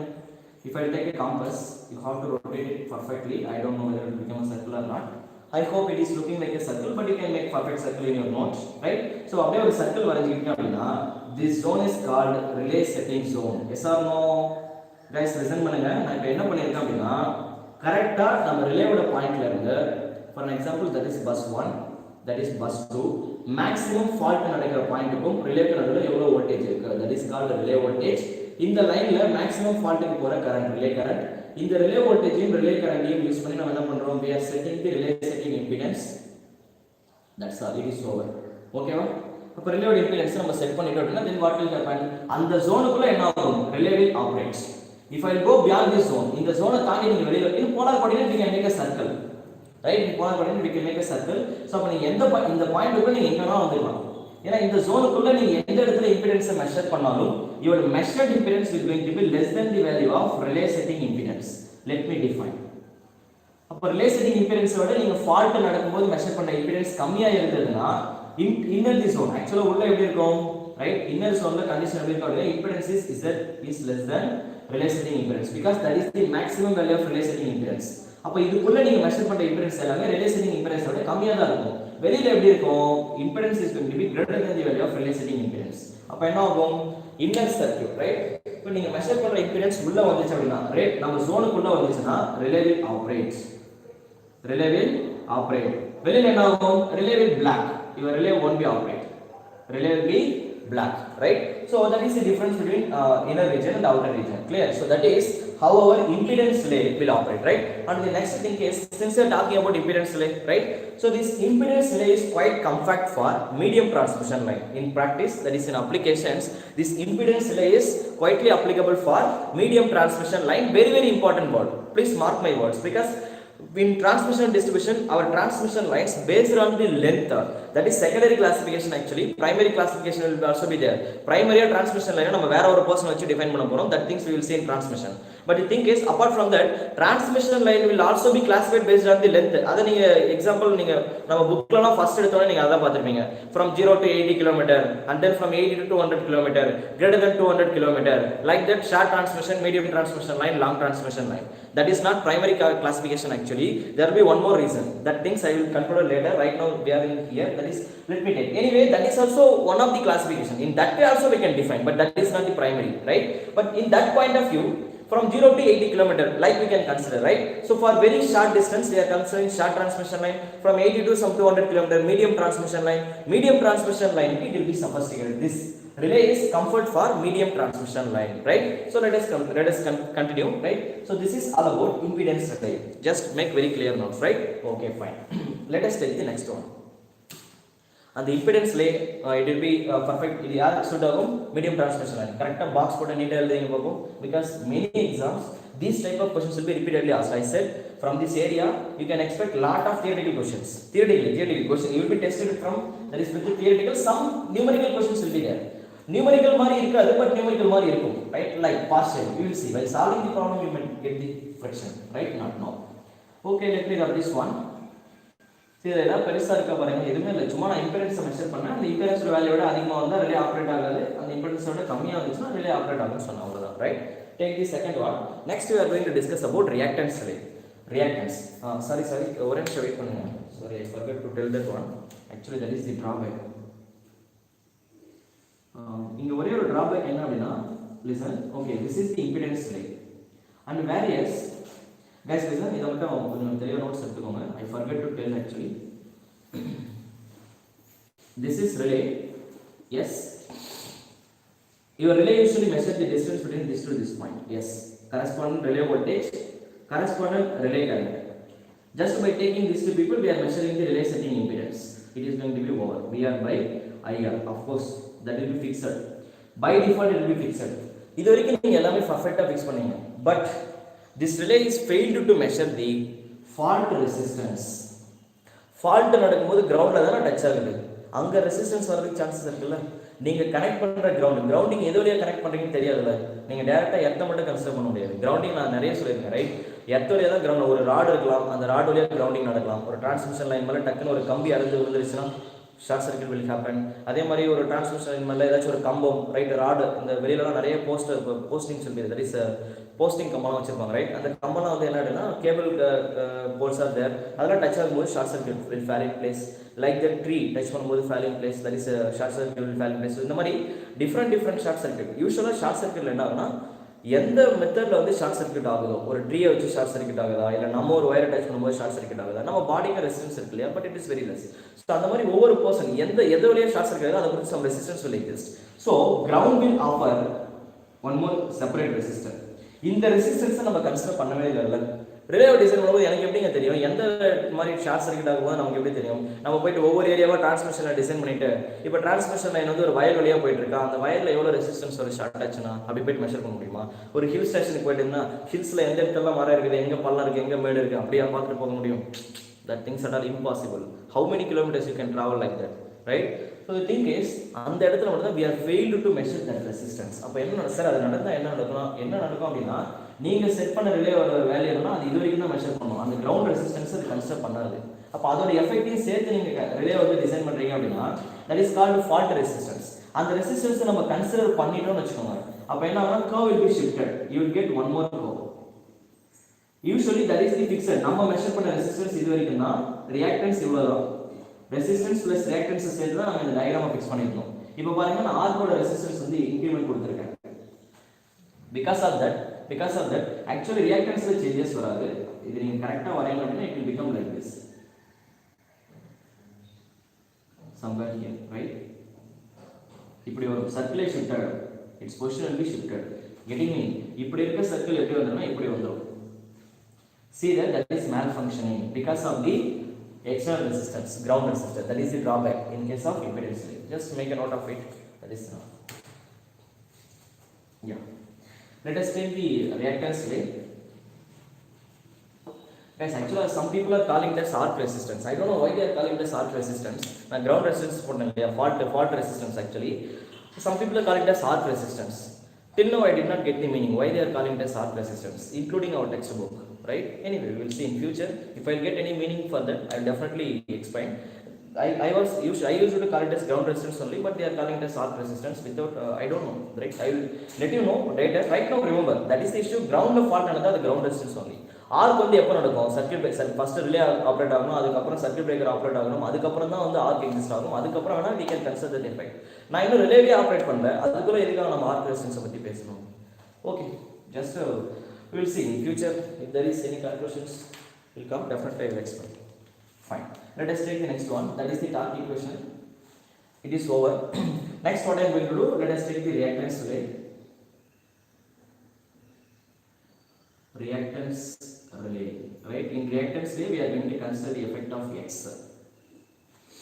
அப்போ reactance நம்ம என்ன பண்ண போறோம்? What we are going to do in reactance relay? Same thing, but we are going to measure only the effect of the reactance, right? Anyway, just to take the torque equation, already we have been concluded now.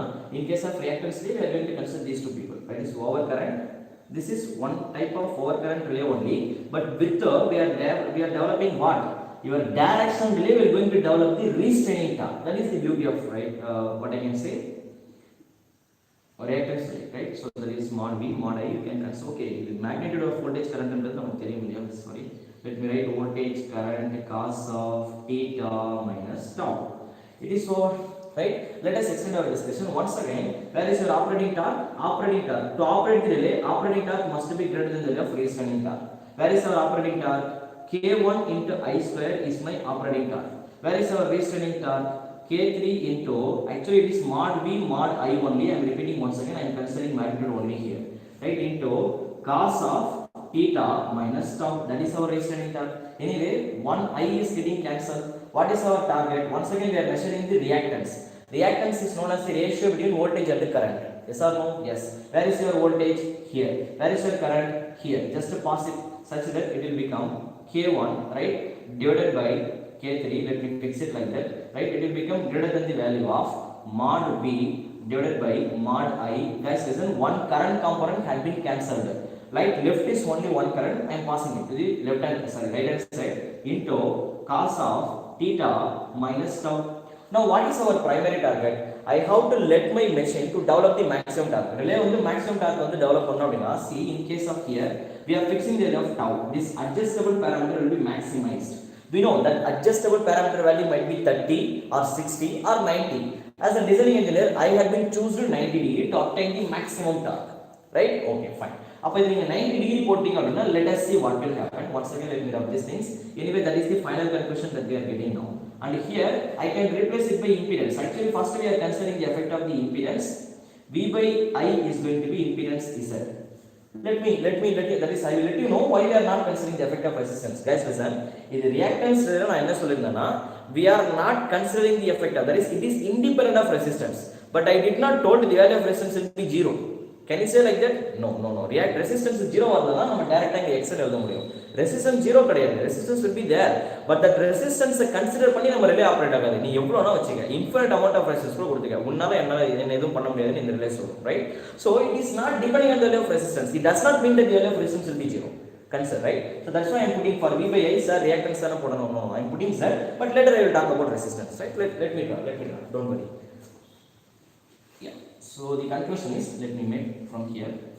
What I am going to do, shall we run this equation now? Because about we have to conclude one more type of relay, but we might remember this equation. We can directly do it. That is okay. Now what we are going to do, just replace tau by 90 degree. Tau will be 90, such that it will become K1 upon K3 is greater than the value of Z into cos of theta minus tau is going to be 90. Cos of theta minus 90 எவ்வளவு வரும்? Check பண்ணிடலாமா? Cos sin minus cos minus sin. Cos theta எங்க இருக்கு? அது கூட எவ்வளவு add பண்ணனும்? theta கூட -90. -90 நீங்க இங்க வரணும். கரெக்ட்டா? Exactly. It will become equal to sin theta. So it will be K1 by K3 greater than Z into sin theta. Yes, it is over, right? Let us proceed further. Now I would like to draw the impedance curve. See, இங்க புதுசா எதுமே கத்துக்க மாட்டீங்க. நாம என்ன கத்துக்கிட்டது, just we are looking in a different point of, right? Because based on the applications we are remodifying the structures and operations, right? So the thing is, impedance Z into sin theta. இத நம்ம எங்க பார்த்த மாதிரி இருக்குல்ல? எங்க பார்த்திருப்பீங்க? impedance curve பார்த்திருப்பீங்க. Let me define. Let me take the impedance curve. This is impedance angle theta. Right? Now here the total impedance will be Z equal to under root of R square plus X square. It will be available in the hypotenuse. Right? Now in the adjacent and opposite, what we are considering? Usually in adjacent we are considering cos theta. That is the effect of the resistor. cos theta அப்படிங்கிறது resistor தானங்க. நம்ம எப்படி எழுதுவோம்? tan theta, sorry, what I can say, e power j theta, your expansion can be written as cos theta plus j times of sin theta. Always real quantity will be different in terms of cos theta, imaginary quantity will be different in sin theta. Right? So here see there, in adjacent we have cos theta, in opposite we will have sin theta, effect of sin theta, such that tan theta will provide the impedance for us. Yes or no? Yes. Now from this impedance angle, இப்போ நம்ம எப்படி எழுதலாம்? இது z ah? Okay, let me define. Take your what I can say, cos theta. நமக்கு cos theta வேணுமா sin theta வேணுமா? sin theta மட்டும் define பண்ணலாமா? Take sin theta. இப்போ sin theta நான் என்ன டிஃபைன் பண்றேன்னா sin theta should be equal to opposite divided by hypotenuse, right? Opposite x divided by hypotenuse is z. From this I can say reactance x should be equal to, will become z times of sin theta. என்ன information நமக்கு கிடைச்சிருக்கீங்க? நான் சொன்னேனே, நான் வரைஞ்சது impedance தான். ஆனா இங்க பாருங்க, impedance டவோட value வந்து நம்ம 90 டிகிரிக்கு அட்ஜஸ்ட் பண்ணிட்டோம். அட்ஜஸ்ட் பண்ணதுக்கு அப்புறம் அது sin theta கன்வர்ட் ஆயிடுச்சு. Now this z into sin theta is known as reactance. So the finalized conclusion is K1 by K3 is only depending on the value. That is, my reactance value is only depending on the left reactance only. Actually it was impedance only, but now see there, when I was multiplying, when I am remodifying the value of tau, so by adjusting or by making proper value of tau, you can design reactance relay. In order to design the reactance relay, we have to adjust the value of tau first. Once you bring the condition, reactance relay vandiruchu appadina, it means, let me draw the waveform. Again take the x axis and y axis, let us draw the impedance curve. Let me rub this informations now. This things does not require for us. In the diagram we will see how we are going to develop the diagram now. It's very beautiful actually. Again we have to consider x axis and y axis. This is x and this is y. In the x axis we have to consider the real part. In the y axis we have to consider the imaginary part. But see there, let me project the value of impedance. இப்போ நமக்கு என்ன வந்திருக்கு பாருங்க, I don't get impedance here. I did not get impedance. I got z into sin theta. impedance மட்டும் தனியா கிடைக்கல. Now just observe, last caseல நம்ம impedance தான் கிடைச்சிருக்கும். z மட்டும் தனியா கிடைச்சிருக்கும், b by I. அப்ப z equal to r plus jx ன்னு போட்டு I have drawn that circle diagram. But here see there, I got only z into sin theta, not z alone. Z alone வந்தா once again we are drawing the circle only. But here the beauty is we are getting z into sin theta equal to reactance. இப்போ நம்ம என்ன பண்ணுவோம்? அப்ப நீங்க ரெசிஸ்டன்ஸ்க்கு some value வந்து fix பண்ணிக்கோங்க. நீங்க ரெசிஸ்டன்ஸ்க்கு எந்த வேல்யூனா ஃபிக்ஸ் பண்ணிக்கோங்க. ரெசிஸ்டன்ஸை பொறுத்து இம்பிடன்ஸ் வேரி ஆகாது. only reactance. We have to measure the reactance here. Resistance increase பண்றீங்களா, ரியாக்டன்ஸ் சேஞ்ச் ஆகாது, அப்படியே தான் இருக்கும். For this resistance you may get some reactance. Sir, நான் ரெசிஸ்டன்ஸ் இன்கிரீஸ் பண்றேன், reactance won't be change. Sir, again நான் resistance இந்த பக்கம், reactance won't be change. Resistance, reactance, that is relay will going to be operated with the reactance only, that is fixed. See there, reactance யாரை பொறுத்து நீங்க vary பண்ண முடியும்? Just by changing the value of K1 and K3. But resistance will be decided by the transmission line now, right? But the reactance is fixed. It will be developed by the யாரை depend பண்ணிருக்கு அப்படினா constants parameters developed by the restraining force and the operating force. So those two values are will be fixed when the moment I am designing the circuit, sorry, relay. அப்ப என்ன ஆகும்? reactance value imaginary axis ல இருக்க x ஓட value fixed. It won't vary with respect to anyone. This length will be fixed. Whereas you can change the value of resistance. எவ்வளவு வேணா நீங்க resistance vary பண்ணிக்கலாம். So it will become independent of the resistor. It will become independent of resistance. Are you getting me? இப்போ transmission ல resistance வந்து எவ்வளவு vary பண்ணாலும் reactance value வந்து when the moment நீங்க first transmission டிசைன் பண்றீங்க, relay design பண்றீங்க, அப்ப நீங்க அப்படியே வந்திருக்கு பாருங்க. சார் இதுக்குள்ள வேரியேஷன்ஸ் வரலாம், ஆனா இந்த தீட்டாவோட வேல்யூ என்ன பண்றோம் அப்படினா reactance ஃபிக்ஸ் பண்ணிட்டோம், லெந்த் வந்து ஃபிக்ஸ் பண்ணிட்டோம், right? So in order to, that is such that I can say the value of reactance will always be fixed, but we can vary the value of resistance. நீங்க resistance எவ்வளவு வேணாலும் vary பண்ணிட்டே போலாம். இப்போ நான் வரையட்டுமா? கவனிங்க. For example இனிஷியலா resistance எவ்வளவு இருக்குன்னு வெச்சுக்கலாம். ரியாக்டன்ஸ் எவ்வளவு இருக்கு அப்படினா your impedance angle இனிஷியலா எங்க இருந்துருக்குனா இங்க இருந்திருக்கும். That is the impedance point. திரும்ப நீங்க என்ன பண்றீங்கன்னா ரெசிஸ்டன்ஸை இன்கிரீஸ் பண்ணீங்க, டிரான்ஸ்மிஷன் லைன்ல இன்கிரீஸ் ஆகுது. அப்ப என்ன ஆகும்னா நியூ ரெசிஸ்டன்ஸ் இங்க வரும். But reactance change ஆகுமா? No. அப்ப என்ன ஆகும்? reactance அதே ஹைட்ல தான் இருக்கும். Y axis will be fixed but x axis varying. அப்ப நியூ பாயிண்ட் எங்க வரும்? like this. நீங்க ரெசிஸ்டன்ஸ் டிக்ரீஸ் பண்ணீங்கன்னா ரெசிஸ்டன்ஸ் இங்க வந்து வெச்சுக்கோங்க. reactance will fixed. அப்ப நியூ பாயிண்ட் எங்க வரும்? like this. சோ நான் இன்னும் ரெசிஸ்டன்ஸ் இன்கிரீஸ் பண்றேன். இன்கிரீஸ் பண்ணிக்கோங்க. இப்போ நான் இங்க எடுத்துட்டு போறேன். such that what will happen? Your reactance will become like this. So the reactance will be fixed. Why it does not vary? It is constant, does not vary with respect to. That is, it is varying with respect to these two people. Na constant parameter that will be fixed. But resistor inga yaariyume depend pannilla. The transmission line fault, right? Transmission line parameter, right? So resistance is keep on increasing, right? Appo the vary there will be no changes in the area of reactance offered by the relay. that value will be fixed. So that is called reactance offered by the relay setting. Relay setting reactance will be fixed, right? Relay setting reactance will be fixed. So the conclusion is, this is the safe zone to operate our relay. இப்போ இந்த ஜோனுக்குள்ள நீங்க operate பண்ணீங்க அப்படின்னா, இப்போ எந்த கண்டிஷனை போட்டு நீங்க இந்த ரிலே ஜோனை கொண்டு வந்தீங்க, நான் என்ன சொல்லியிருந்தேன் அப்படின்னா, ஃபர்ஸ்ட் ஸ்டெப்ல நான் operating torque greater than restraining torque அப்படின்னு போட்டிருப்பேன். இந்த டார்க் ரிலேஷன்ல இருந்து தான் நமக்கு இந்த ஃபைனல் ஸ்டெப் வந்திருக்கு, கரெக்ட்டா? So in this case டார்க்கோட வேல்யூ என்னது? Torque will be positive. Why it is positive? டார்க்கோட ஈக்குவேஷன் நான் எப்படி எழுதிருந்தேன்? Torque equation was written as k1 into I square minus k2 into mod v mod I into cos of theta minus tau. Yes or no? In this relation, இந்த person எப்பவுமே second person அதிகமா இருக்காரு அப்படின்னா subtraction will always be positive. First person second person அதிகமா இருக்கும், subtraction இருக்குல்ல. அப்ப first person அதிகமா இருக்காரு, செகண்ட் பர்சன் கம்மியா இருக்காரு அப்படின்னா subtraction will always be positive, right? Will always be positive. So the conclusion is, if your condition is satisfied, relay will operate. Relay operate ஆகும்போது டார்க் எப்படி இருக்கும்? பாசிட்டிவா இருக்கும். If this condition is failed, then what will happen? Suppose opposite case வந்துருச்சு, developed restraining torque will become greater than the value of operational torque. அப்ப relay operate ஆகுமா? No. அப்ப என்ன நடக்கும்? Negative torque will be developed, right? So in this zone, developed torque will be positive, whereas out of the zone developed torque will be negative. Out of the zone கீழையும் மேலையும், right? Out of the zone developed torque will be negative. That is the safe operating zone. Safe operating zone safe கிடையாது, இந்த zone தான் என்னோட relay operate ஆகும் அப்படின்னு சொல்றேன். That's all. That is the relay operating zone. I hope now you are getting a very clear idea, right? Okay, fine. It is over. Next, what I am going to do? Which type? இது எந்த இதுக்கு வந்து ரொம்ப அப்படி it is comfortable இருக்கும் அப்படினு பாத்தீங்கன்னா, see we have been discussed about these things. It will be applicable for short transmission line. First thing, why? Because resistance will be what? நம்ம ரெசிஸ்டன்ஸ் வந்து ஒரு 1000 கிலோமீட்டர்லாம் மெஷர் பண்ணிட்டே போக முடியாது. இன் பிராக்டிஸ் இது வந்து எந்த இதுக்கு வந்து சூட்டபிளா இருக்கு அப்படின்னா, டிஸ்டன்ஸ் கம்மியா இருக்க இடத்துல இந்த மாதிரி ரிலே வந்து நம்ம யூஸ் பண்ணிக்கலாம், சஃபிசிகேட்டடா இருக்கு. அதை தாண்டி நம்ம போறோம் அப்படின்னா there may be some changes in the relay of reactance, right? Power swinging, disturbance will be there in our transmission line. நீங்க length increase பண்ண என்ன ஆகும் அப்படின்னா, length increase ஆக the value of the reactance will keep on increasing such that power stability problem will fall in place. Stability issue will become fall in place. ஏன்னா power steady state stability limit அப்படிங்கிற ஒரு term வந்து நம்ம stability அனாலிசிஸ்ல introduce பண்ணிருப்பேன். அது வந்து நம்ம எப்படி define பண்ணா, P = V into E divided by X ன்னு போட்டுருப்பேன். P = V by X.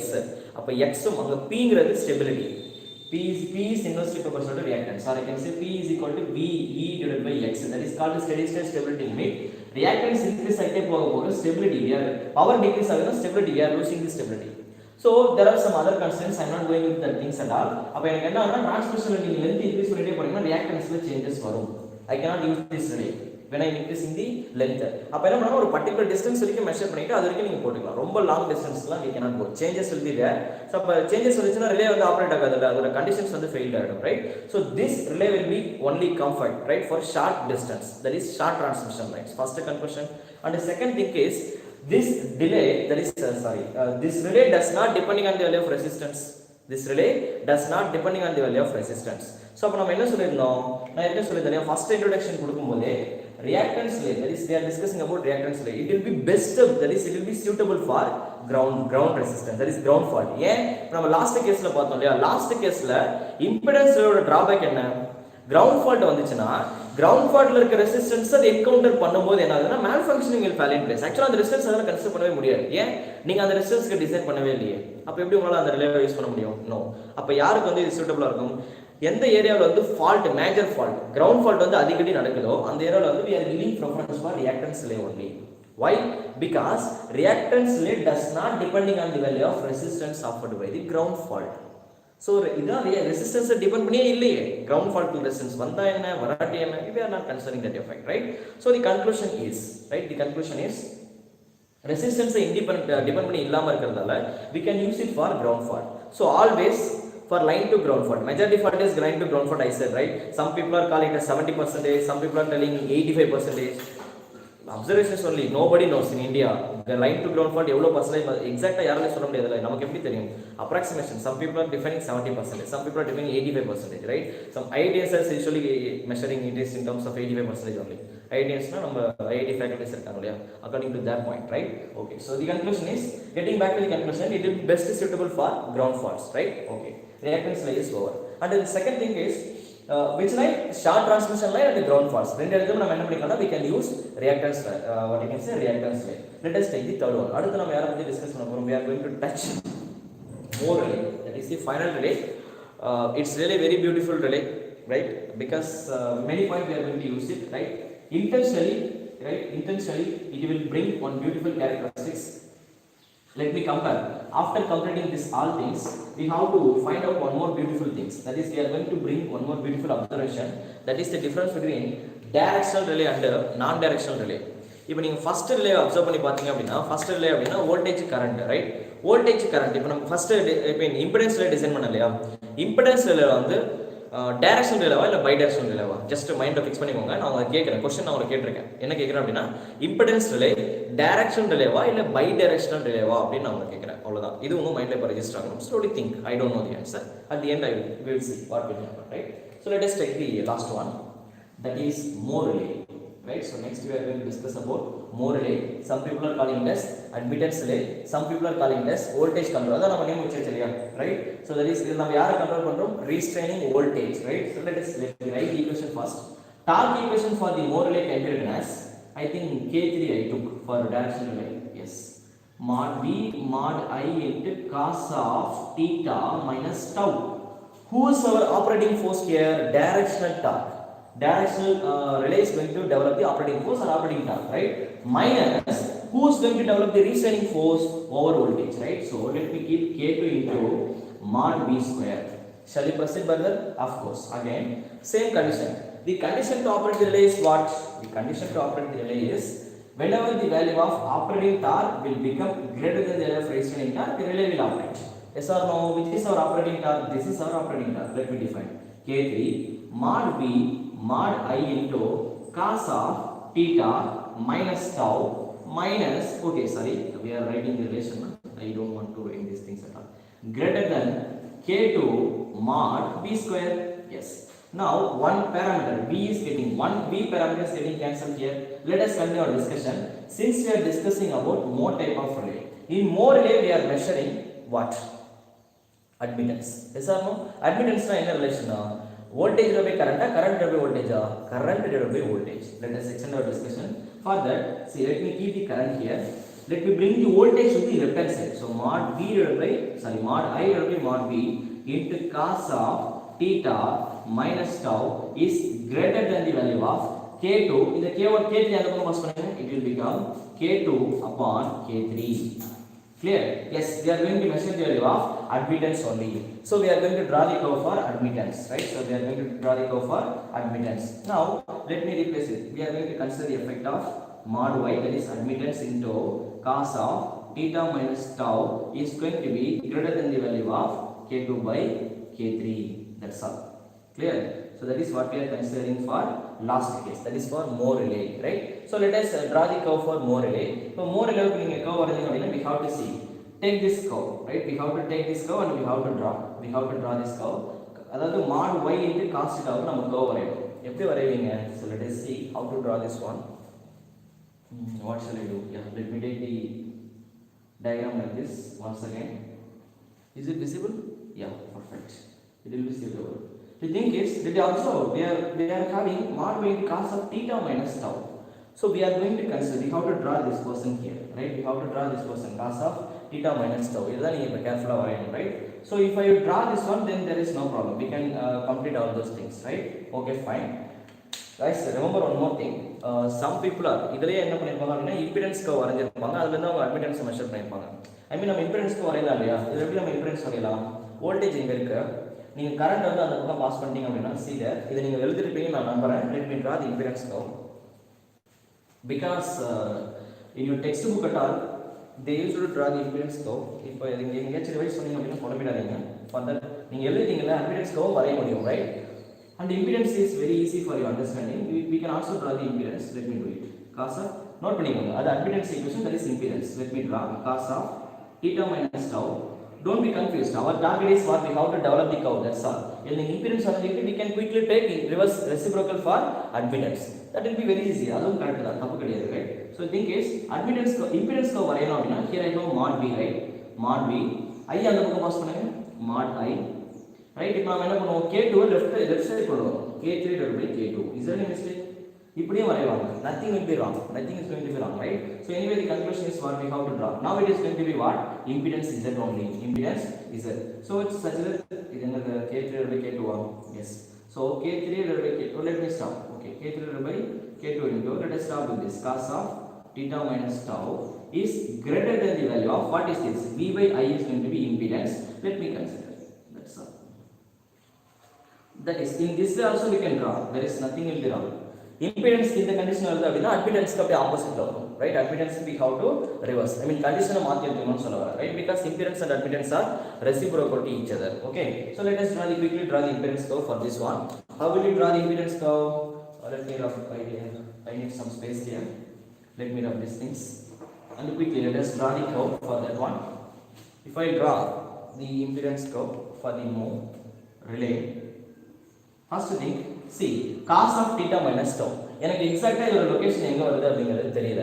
For understanding, இப்போ நான் என்ன சொல்றேன் அப்படினா, see there, first measure the length k3 by k tau k2 into cos of theta minus tau அப்படிங்கிற பாயிண்ட வந்து நம்ம ஃபைண்ட் பண்ணனும். அப்ப நான் என்ன சொல்றேன்னா, see there, சும்மா நம்ம some values மட்டும் கொடுத்துக்கலாம். theta is greater than tau. இப்போ நான் என்ன சொல்றேன்னா, fix the value of theta equal to 60. theta வந்து 6 ல இருக்குன்னு வெச்சுக்கோங்க. In order to achieve some minimum amount of torque, let me keep the value of tau adjustable parameter வந்து நான் 30 டிகிரி ஃபிக்ஸ் பண்றேன். அப்ப என்ன ஆகும், theta equal to 60 அப்படினு ஃபிக்ஸ் பண்ணீங்கன்னா you have a dotted line somewhere here. Yes or no, 60 degree from here, that is going to be theta. Let me fix it theta. அடுத்து tau எங்க வரும் பாருங்க, tau is going to be fair in place somewhere here, dotted line, that is going to be tau. Tau is only 30 degree. We know tau is always less than or equal to theta only. theta ஓட வேல்யூவை minimise பண்றதுக்காக கொண்டு வந்த parameter தான் tau, adjustable parameter. Clear? Yes. அப்ப எனக்கு எங்க வரும் பாருங்க, இது theta, இது tau. அப்ப theta minus tau எங்க இருக்கும், somewhere here, theta minus tau. Okay, இதெல்லாம் ஃபிக்ஸ் பண்ணியாச்சு. இப்போ நம்ம அடுத்து யாரை பண்ண போறோம், here I would like to know the value of, see there guys, listen, cos of theta minus tau. Actually length என்ன வரும், first k3 by k2 into cos 60. First theta வந்து 60 மட்டும் கன்சிடர் பண்ணீங்க அப்படினா it will be here. Next what we have to do, we have to consider 30 also we have to consider here. இப்போ இந்த ரெண்டு ஜோனுக்கு நடுவுல தான் நம்ம எங்க போற போறோம், we are going to travel. This is the zone where your theta minus tau will lies. Clear? From this now what I can suggest, let us draw this circle quickly. For that let me do one thing. What I am going to do, I would like to know k3 by k2 into cos of theta minus tau எங்க இருக்கு நமக்கு தெரியணும். See there, அப்ப நான் என்ன சொல்றேன்னா, let me fix this length is going to be k3 by k2, k3 by k2. இப்போ என்ன வரும் பாருங்க, from here, see there, what we are going to do, from here we have to define theta minus tau, adjacent, opposite. Adjacent ல வரது யாரு, cos theta, opposite ல வரது யாரு, sin theta. We are defining theta minus tau. I am just going from here to here and I am measuring this length is going to be k3 by k tau, right? That is my constant length, right? So opposite ல யாரு வருவா, first actually நம்ம இங்க யாரு வருவோம்னா theta, cos theta அதுதான் இங்க வரும். cos theta இதுதான் வரும். Directly we can write that is going to be cos theta, but it will be adjusted by the tau parameter. It can be written as cos of theta minus tau. First நீங்க theta வ தான் define பண்றீங்க. theta வந்து யாரால theta இருக்கு, tau ஆல adjust ஆயிருக்கு. So we have to define cos theta here only. That is the cos theta cycle, cos theta length, right? But it will be multiplied by the factor of k3 by k2, k3 by k2. It will be multiplied by the factor of k3 by 2. See there? That's why 2.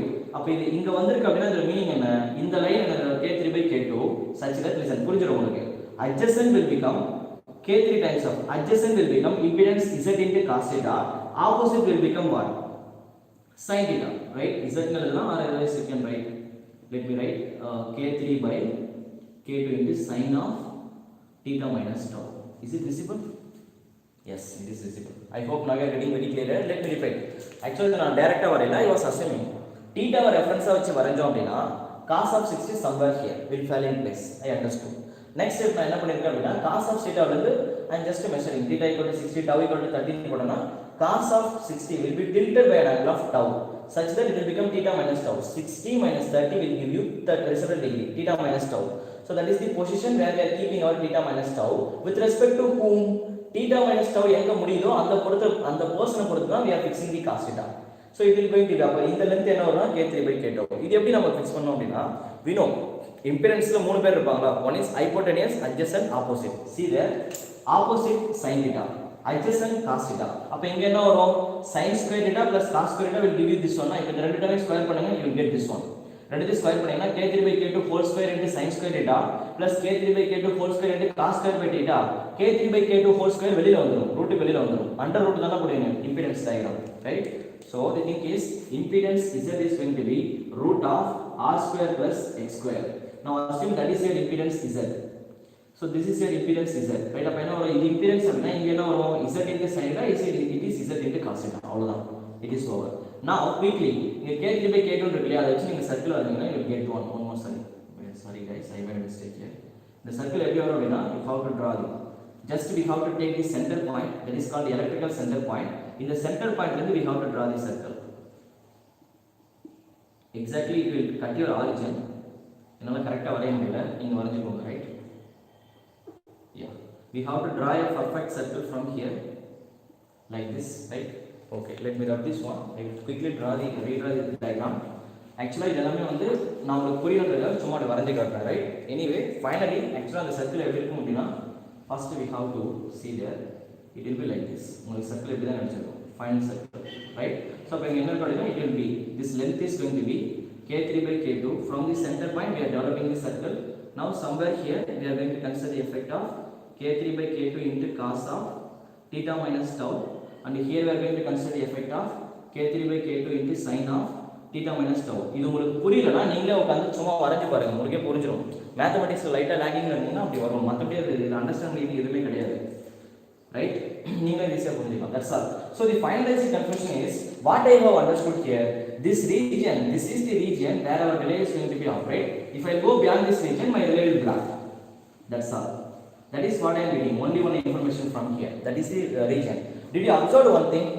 இப்போ நீங்க first கர்வையும் இந்த third கர்வையும் observe பண்ணுங்க. First curve எப்படி இருக்கும் அப்படினா like this, கரெக்ட்டா? That is the region of operation. Third curve, that is the region of operation. What is the difference between these two portions? In the first curve, just observe, almost it lies in the first quadrant. In the first quadrant, all the people are always positive. All the people are always positive. In the sense, voltage, current, all are going to be always positive. இப்போ இத observe பண்ணுங்க. First quadrant it will operate, third quadrant also it will operate. Second and fourth quadrant does not matter here.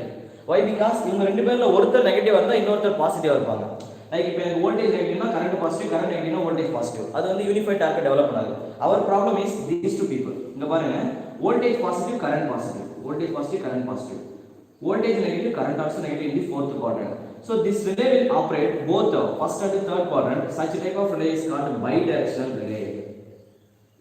In our network analysis, when I was discussing about the basic type of elements, I had been controlled about the bi-directional elements and the unidirectional element. I hope you all remember. Just go through it. Bi-directional element அப்படினா it has to the property எப்படி இருக்கு அப்படினா it has to be identical in both first and third quadrant.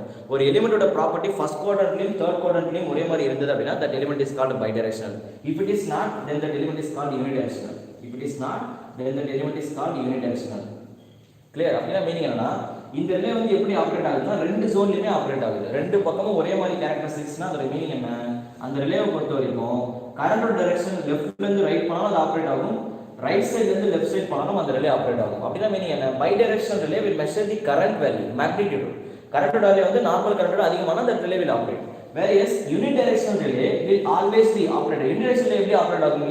It won't be disturbed by the magnitude of the current, it will be disturbed by the direction of the current. See there, in the direction la current flow irundhathu appadina that relay will operate. In opposite relay won't operate. Whereas this relay will operate in both cases. So this type of relay is called bidirectional relay and this type of relay is called unidirectional relay. In the same way, second classification நம்ம என்ன பார்த்தோம்? This one. See there, first quadrant exist ஆகுது, third quadrant exist ஆகல. Second reactance type of relay, that is also called unidirectional or directional relay only, non-directional relay. Right? So this is called what? Bidirectional. It will operate. ரெண்டு இதுமே என்ன ஆகும்? This is called non-directional relay. This is called directional relay and directional relay. இவங்க ரெண்டு பேருமே direction depend பண்ணி தான் operate ஆவாங்க. Right? Whereas the first person நம்ம பார்த்ததுன்னா direction டிபெண்ட் பண்ணி அது ஆபரேட் ஆகாது. It will be disturbed by the magnitude of the fault current. So magnitude of the fault current. Clear? So what is the conclusion here? We saw three people here. ஆனா அந்த three people என்ன பார்த்தோம் அப்படினா first relay is called bidirectional relay, right? Non-directional relay, especially called non-directional. It won't, that is fault relay வந்து யாரை பொறுத்து define பண்ணாது அப்படினா direction of the current பொறுத்து ஆபரேட் ஆகாது. Where you see the last relay, especially guys, listen, one thing you have to understand here. The thing is last relay நம்ம define பண்ணோம் இல்லையா, அதில் நம்ம எடுத்துக்கிட்டது என்னன்னா ஆப்ரேட்டிங் டார்க் டெவலப் பண்ணது directional relay, restraining torque develop பண்ணது over voltage relay. By inherent by default அதுக்குள்ளேயே வந்து எக்ஸிஸ்ட் ஆகிற ஒரு ப்ராப்பர்ட்டி என்ன அப்படின்னா, இந்த கர்வை நான் வரையல, அதுவாக தான் வந்திருக்கு கரெக்டா. ஸோ இவர் மோர் ரிலே வந்து இன்ஹெரண்ட்லி பை இன்ஹெரண்ட் அப்படின்னா அதோட ப்ராப்பர்ட்டி அதுவே நேச்சுரல் டெவலப் பண்ணுது, right, self development, right. So the natural observation from the more relay is by default it is acting as a directional relay only, right. So more relay only, that is the only person will going to develop. See there, இங்க கூட நீங்க பாத்தீங்கன்னா ரியாக்டன்ஸ்ல ஒரு பக்கம் வந்து பாருங்க இந்த ஜோன்ல அது ஃபுல்லா போயிட்டே இருக்கு, ரைட். சோ என்ன பல்சேஷன் டார்க் ஒரு பக்கம் பல்சேஷன் வரது வாய்ப்பு இருக்கு, இதுல மட்டும் அது ப்ராப்பரா ஆபரேட் ஆகும், right. Reactance is keep on going like this. வேற இதுல பாத்தீங்கன்னா ரெண்டு பக்கம் ஒரே மாதிரி இருக்கு, இதுல பாத்தீங்கன்னா இது மட்டும் தான் almost working in the first quadrant. Inherent property இந்த மாதிரி அப்சர்வேஷன் இங்க வர முடியாது, ஜஸ்ட் கம்பேர் பண்ணி பாருங்க. இது ஃபர்ஸ்ட் குவாட்ரண்ட்ல மட்டுமா இருக்கு, no, second quadrant also there. Here நாலு குவாட்ரண்ட்டுமே இருக்கு, இது பாருங்க almost near to the, that is almost, see that இதெல்லாம் ரொம்ப கம்மியா தான் இருக்கு, that effect is frictions, right. So this is the major zone, so it will be majorly operated in the first quadrant, right. So by inherently what is can say more rays are developing, that is more rays are trying to act as a directional relay only, that is the inherent property of your more relay. Very important point, should try to keep it in your mind, clear. And இது யாருக்கு வந்து best suitable இருக்கும் அப்படினா, it will be suitable for long transmission line. Why because this impedance will be fixed, this K3 by K2 value வந்து permanent fixed ஆகும், right. And the second thing is, இப்போ இந்த impedance relay ஓட beauty என்ன அப்படினா, more relay ஓட beauty என்ன அப்படினா, when I am looking for long transmission line, right, if there is any power swing, transmission line ல ஏதாச்சும் power swing வந்துச்சு அப்படினா more relay does not be affected, clear. power swing எப்போ ஒரு மெஷின்ல, when there is a sudden fault, ஒரு fault நடந்துச்சு அப்படினா அப்ப என்ன ஆகும் அப்படினா rotor will accelerate, நமக்கு தெரியும் இல்லையா. rotor அப்ப என்ன ஆகும் அப்படினா swing will happen, instability, நம்ம stability analysisல clear-ஆ பார்த்தோம் fault நடக்கும்போது என்ன நடக்கும்னு சொல்லிட்டு. அப்ப fault நடக்கும்போது என்ன ஆகும் அப்படினா, இப்படி இருந்த rotor suddenly it will going to first swing major and then fault clear ஆயிடும். first swing மட்டும் எடுத்துட்டு நம்ம அடுத்த கொஞ்ச நேரத்துல fault clear பண்ணிடுவோம். but that rotor swinging won't be settled down, it will take some time, that oscillation first swing எடுத்து தான் நம்ம அனலைஸ் பண்ணிருக்கோம். we are considering the effect of the first swing only, but your alternator does not be settled within a fraction of time period, it will be work for a long time, that oscillations will be continued. After a certain time period it will be settled down into steady state. So during that oscillation, right, after clearing the fault, that rotor oscillations will be continued for a certain duration. During that continuous acceleration, during that continuous rotor oscillation, I can say like that, right.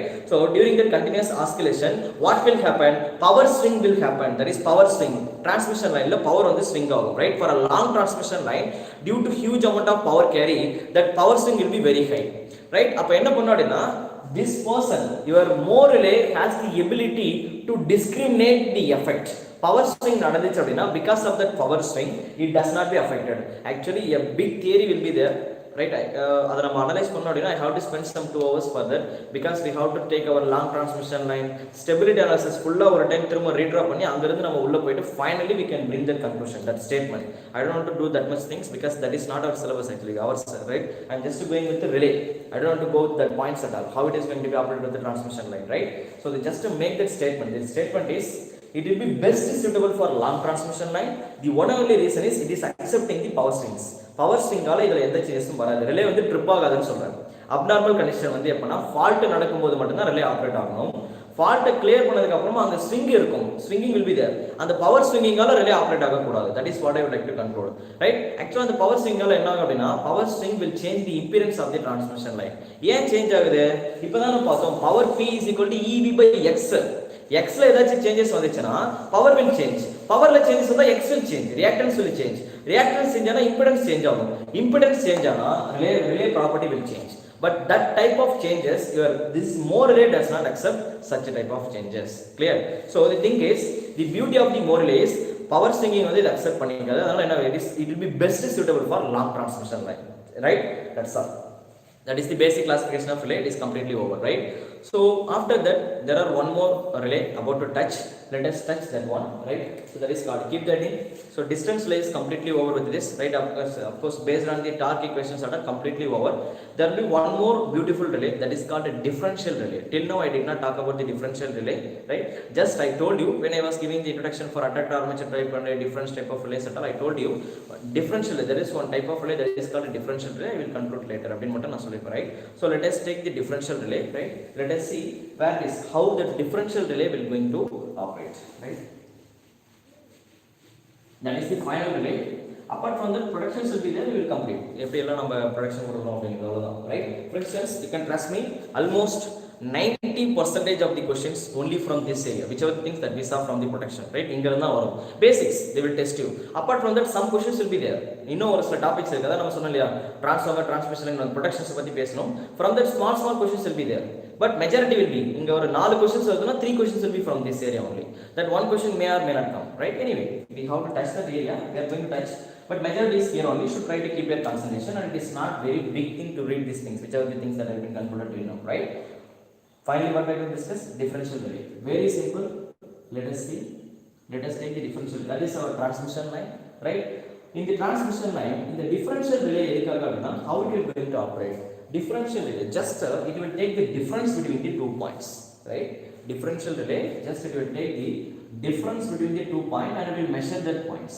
For an example, let me keep a current transformer here, right? Let us keep a current transformer here, and let us keep one more current transformer here.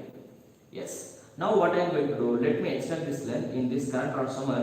Let us carry 2 type of identical coil, right? Guys, let me extend this length. I have to draw the complete diagram for this, right? Let us keep the one more current transformer here, and let me connect these 2 people, and let me take this one, and let me connect, and I am just joining this one, right? Only for a particular distance we are connecting. See there, this is my transmission line. எதுக்காக இந்த relay வந்து எந்த இடத்துல நம்ம use பண்ணுவோம்? இந்த relay நம்ம எந்த இடத்துல யூஸ் பண்ணுவோம் அப்படினா, just we are going from, இப்போ ரெண்டு டிரான்ஸ்மிஷன் லைன் இருக்குன்னு வச்சுக்கோங்க, இந்த பாயிண்ட் நடுவுல if there is any fault நடந்தது அப்படினா, this transmission line இங்க எவ்வளவு கரண்ட் என்டர் ஆயிட்டு இருக்கு, இங்க நம்ம எவ்வளவு கரண்ட் ரிசீவ் பண்ணிட்டு இருக்கோம், இவங்க ரெண்டு பேருக்கு நடுவுல டிஃபரன்ஸ் எடுத்தா வெரி சிம்பிள். டிஃபரன்ஸ் வந்ததுன்னா ஃபால்ட் நடந்திருக்குன்னு அர்த்தம், டிஃபரன்ஸ் வரலனா ஃபால்ட் இல்லன்னு அர்த்தம். Suppose if there is no fault, அப்ப இங்க கரண்ட் வந்து 100 ஆம்பியர் போயிட்டு இருக்குன்னு வெச்சுக்கலாம். Now here I am receiving 100 ampere without any fault. Fault நடந்துச்சுனா என்ன வரும்? If there is any fault suddenly, because of that here this 100 current will be diverted here. அப்ப இங்க எவ்வளவு கரண்ட் நீங்க ரிசீவ் பண்ணுவீங்க? 0 ampere. Such that we have a difference from this point to this point. Here I am sending, இங்க எனக்கு 100 ampere நீங்க measure பண்றீங்க, இங்க நீங்க 0 ampere தான் மெஷர் பண்றீங்க. அப்ப நீங்க ரெண்டு பேருக்கு டிஃபரன்ஸ் செட்டிங் அப்படினா you will guess, yes, there is a fault in between that is in the transmission line, right? So just by taking the difference between the sending and there is starting point and ending point, we are finding the middle point faults, right? Intermediate faults will be predicted with the help of differential relay. Intermediate points between these 2 current transformers.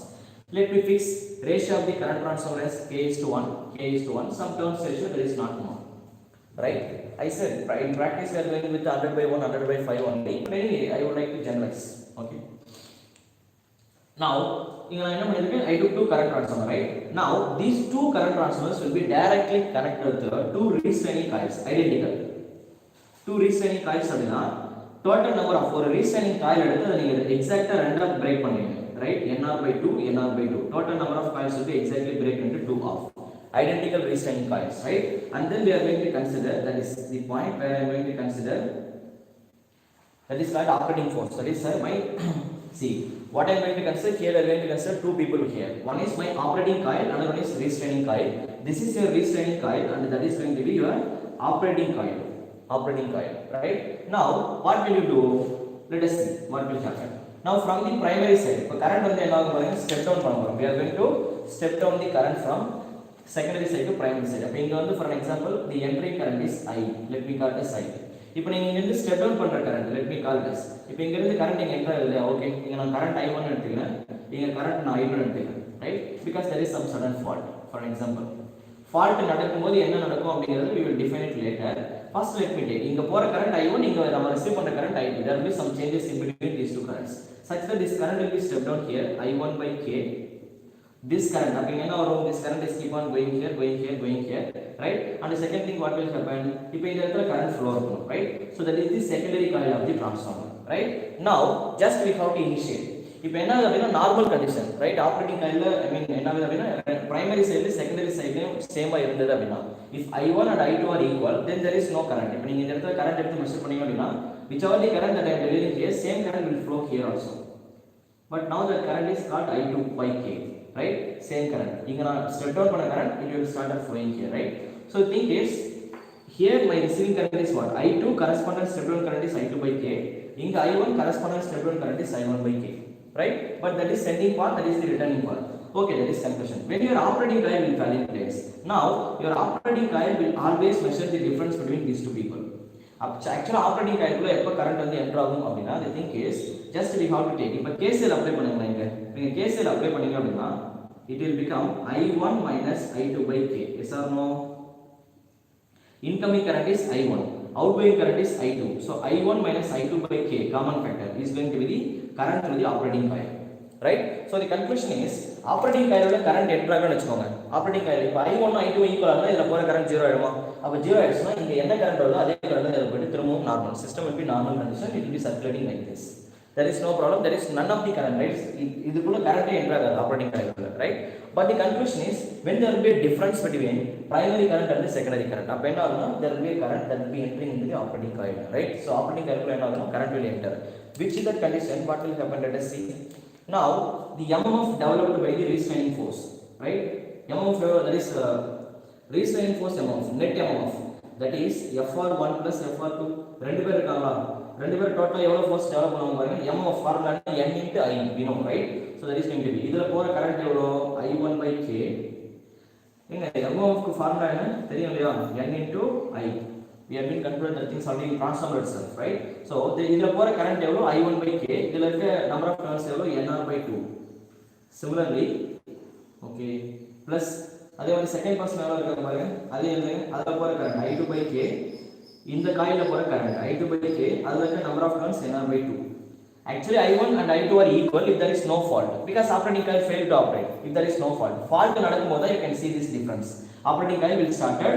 Why? Because இங்க ரெண்டு இந்த பக்கம் இருக்க காயில்ல இந்த கரண்ட்க்கு தேவையான proportionality current இங்க வந்துட்டு இருக்கும்.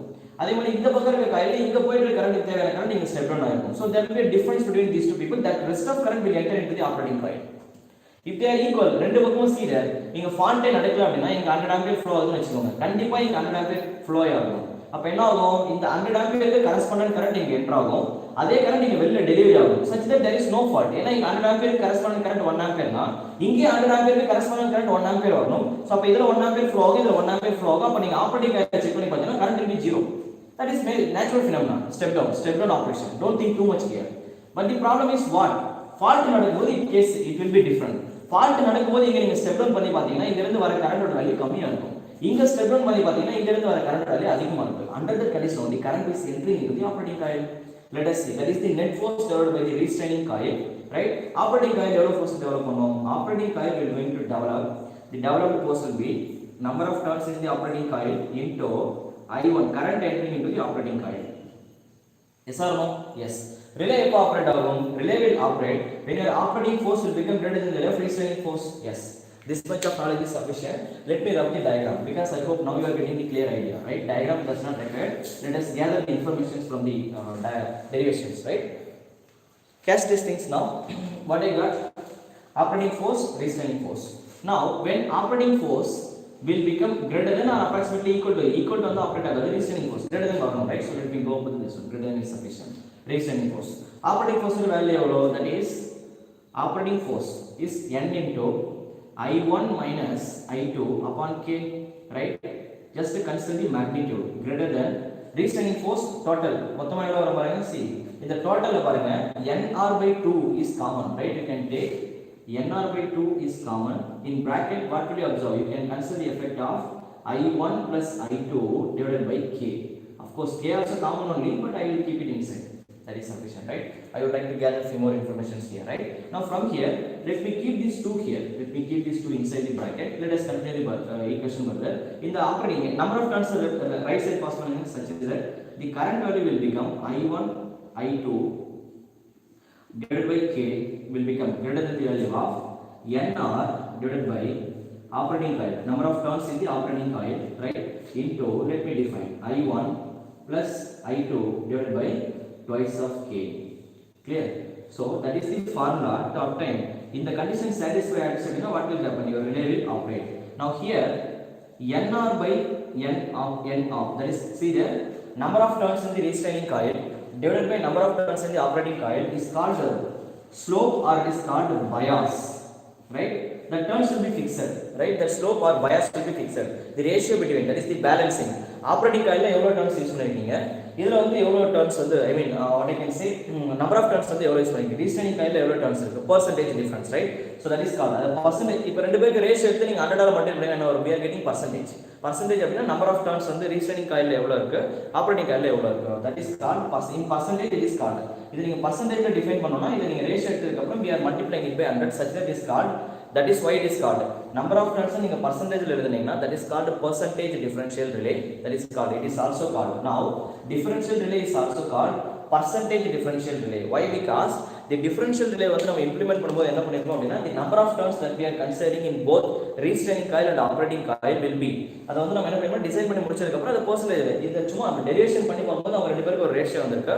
அந்த டர்ன்ஸ் ரேஷியோ வச்சு நம்ம நேம் வச்சோம் அப்படின்னா that will be different, that will be called what, bias differential relay or percentage differential relay. It is also called bias differential relay or percentage. இது நீங்க 100 multiply it will be in percentage, right. எவ்வளவு value இருக்கு restraining coil with respect to operating coil, right. So that is called the turns ratio of the differential relay or it is called bias of the differential relay.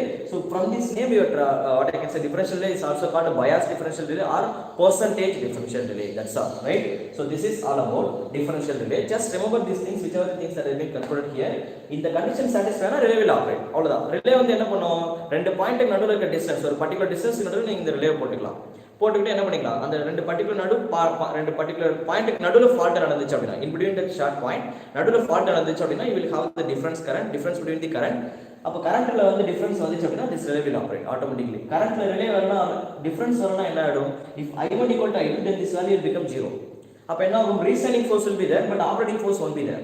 Operating force இல்லனா relay operate ஆகாதுல்ல. So your relay is failed to operate when I1 equal to I2, right. So relay எப்ப operate ஆகும்னா when this condition is satisfied. Clear, that's all. So that is all about differential relay, right. We are using it in transmission line, right. We will see applications wise I have to explain few more things. Anyway, relay part 1 almost 80% of the syllabus wise in an exam point of view, questions point of view, all things will be covered. Rest of things will be there, some small frictions. For transmission line how we are giving protection, for alternator how we are giving protection, for transformer separately we have to look at them, right. நம்ம எந்த எப்படி வந்து priority கொடுக்க போறோம் அப்படிங்கறது மட்டும் we have to touch, right. Okay, now take your question bank. Sorry, and one more thing guys, on the question bank எடுத்துக்கோங்க. And okay, for time being I am unable to I think take the class now. Okay, one more small thing I would like to conclude. இந்த circuit பிரேக்கரை பத்தி பேசிட்டு இருந்தோம் இல்லையா, அப்போ வந்து நான் ஒரு பாயிண்ட் கொடுக்கிறதுக்கு மறந்துட்டேன். ஆக்சுவலா சிமெட்ரிக்கல் பிரேக்கிங் கரண்ட் நம்ம கால்குலேட் பண்ணிருந்தோம், but I did not calculate the symmetrical capacity, right.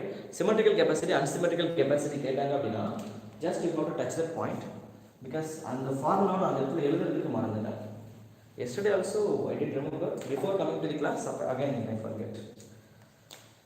See the symmetrical braking capacity, right, and unsymmetrical braking capacity. Just on the circuit breaker எடுங்க, அந்த இடத்துல நம்ம symmetrical current unsymmetrical current, that is braking current making current ன்ற term calculate பண்ணோம் இல்லையா. just go there we have been calculated braking current first நம்ம calculate பண்ணிருக்கோம், and then I have been calculated making current. Just take the braking current, right. So symmetrical braking capacity, symmetrical, write this statement fully, symmetrical braking capacity, symmetrical braking capacity and unsymmetrical braking capacity. We know that is very easy formula only, but exam la கேட்டானா நீங்க மறந்துடுவீங்க, right. Braking capacity na power, we are measuring the apparent power அந்த டைம்ல, right. Symmetrical current க்கு corresponding rating எவ்வளோ, we are measuring line voltage line current, right. So that is √3 times of base voltage or line voltage that will be given with the correspondent symmetrical RMS current. நீங்க அதை calculate பண்ணிருப்பீங்க, அதை அப்படியே இங்க substitute பண்ணிக்கோங்க. இந்த formula நம்ம define பண்ணிருப்போம் already, we have been defined to calculate the symmetrical current. Unsymmetrical current க்கும் symmetrical current க்கும் correspondent unsymmetrical braking capacity should be equal to √3 times of line voltage that will be given in the exam. So line current, but that is for unsymmetrical. This is for, let me write it directly. So this is unsymmetrical current, right. So that is I into unsymmetrical RMS current. That's all. That is symmetrical braking capacity and unsymmetrical braking capacity. Don't forget this formula because you can see this type of questions are many times repeated in the examination. சும்மா கேட்டிருப்பாங்க normal questions தான், but உங்களுக்கு தெரியும் இல்லையா எதை வச்சு calculate பண்ணணும்னு. Already இதுக்கான ஃபார்முலா நான் கொடுத்துருப்பேன், ஜஸ்ட் அங்கே போயிட்டு இதை கீழே எழுதி வச்சுக்கோங்க. That's all, that is now, right. Now you can take your questions. I hope இந்நேரம் நான் நடத்துறது எல்லாமே உங்களுக்கு புரிஞ்சிருந்தது அப்படின்னா அந்த கொஷின் பேங்க்ல ஃபுல்லாகவே தியரியாக தான் இருக்கும். நான் என்ன சொல்லிட்டேன், ப்ரொடக்ஷனில் வந்து நியூமரிக்கல் கொஷின்ஸ்க்கு ஒரு நீங்கள் ஒரு 10%, 100% we can give 10% numerical questions. ஏன்னா கொஷின்ஸ் வந்து நியூமரிக்கல் அதிகமாக எடுக்க மாட்டாங்க. பட் தியரிக்கல் கொஷின்ஸ் நம்ம பார்த்து எல்லாமே தியரி தானே. நம்ம அந்த ஒரு சில கேல்குலேஷன்ஸ் மட்டும் பார்த்துருப்போம். Flux setting, multiplier, operating time, அது வந்து நான் இன்னும் கேல்குலேட் பண்ணல. அதுக்கான கொஷின்ஸ் அதில் இருக்கும். செக் பண்ணி பாருங்க, கண்டிப்பாக போட்டிருப்பாங்கன்னு நினைக்கிறேன். அந்த மாதிரி கொஷின்ஸ் இருந்தால் ட்ரை பண்ணி பாருங்க. If you don't get the answer, no problem, I will teach you, right? In the next class I will solve the problem. Rest of theoretical questions I hope definitely you can solve. கொஷினை read பண்ண போறீங்க, notes உங்கள் பக்கத்தில் தான் இருக்கும்போது பார்த்துட்டு answer tick பண்ணிக்கோங்க. அதில் ஏதாச்சும் டவுட்ஸ் இருந்தால் you can discuss in the group, right? Any doubts now? Shall we wind up? Say yes or no? Yes, can everyone hear my voice? Please respond. Can everyone hear my voice? I hope there is some delay, but signal is good now.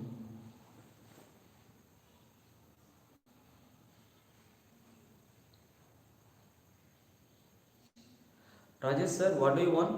Greater? Are you trying to ask anything, sir? Say yes or no?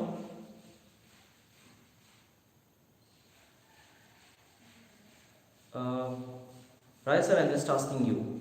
Please say yes or no. Do you have any doubts?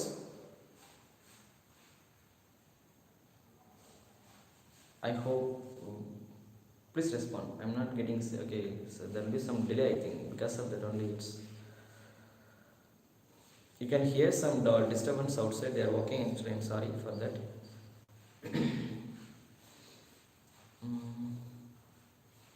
Yes sir, yes sir, yes sir, yes sir.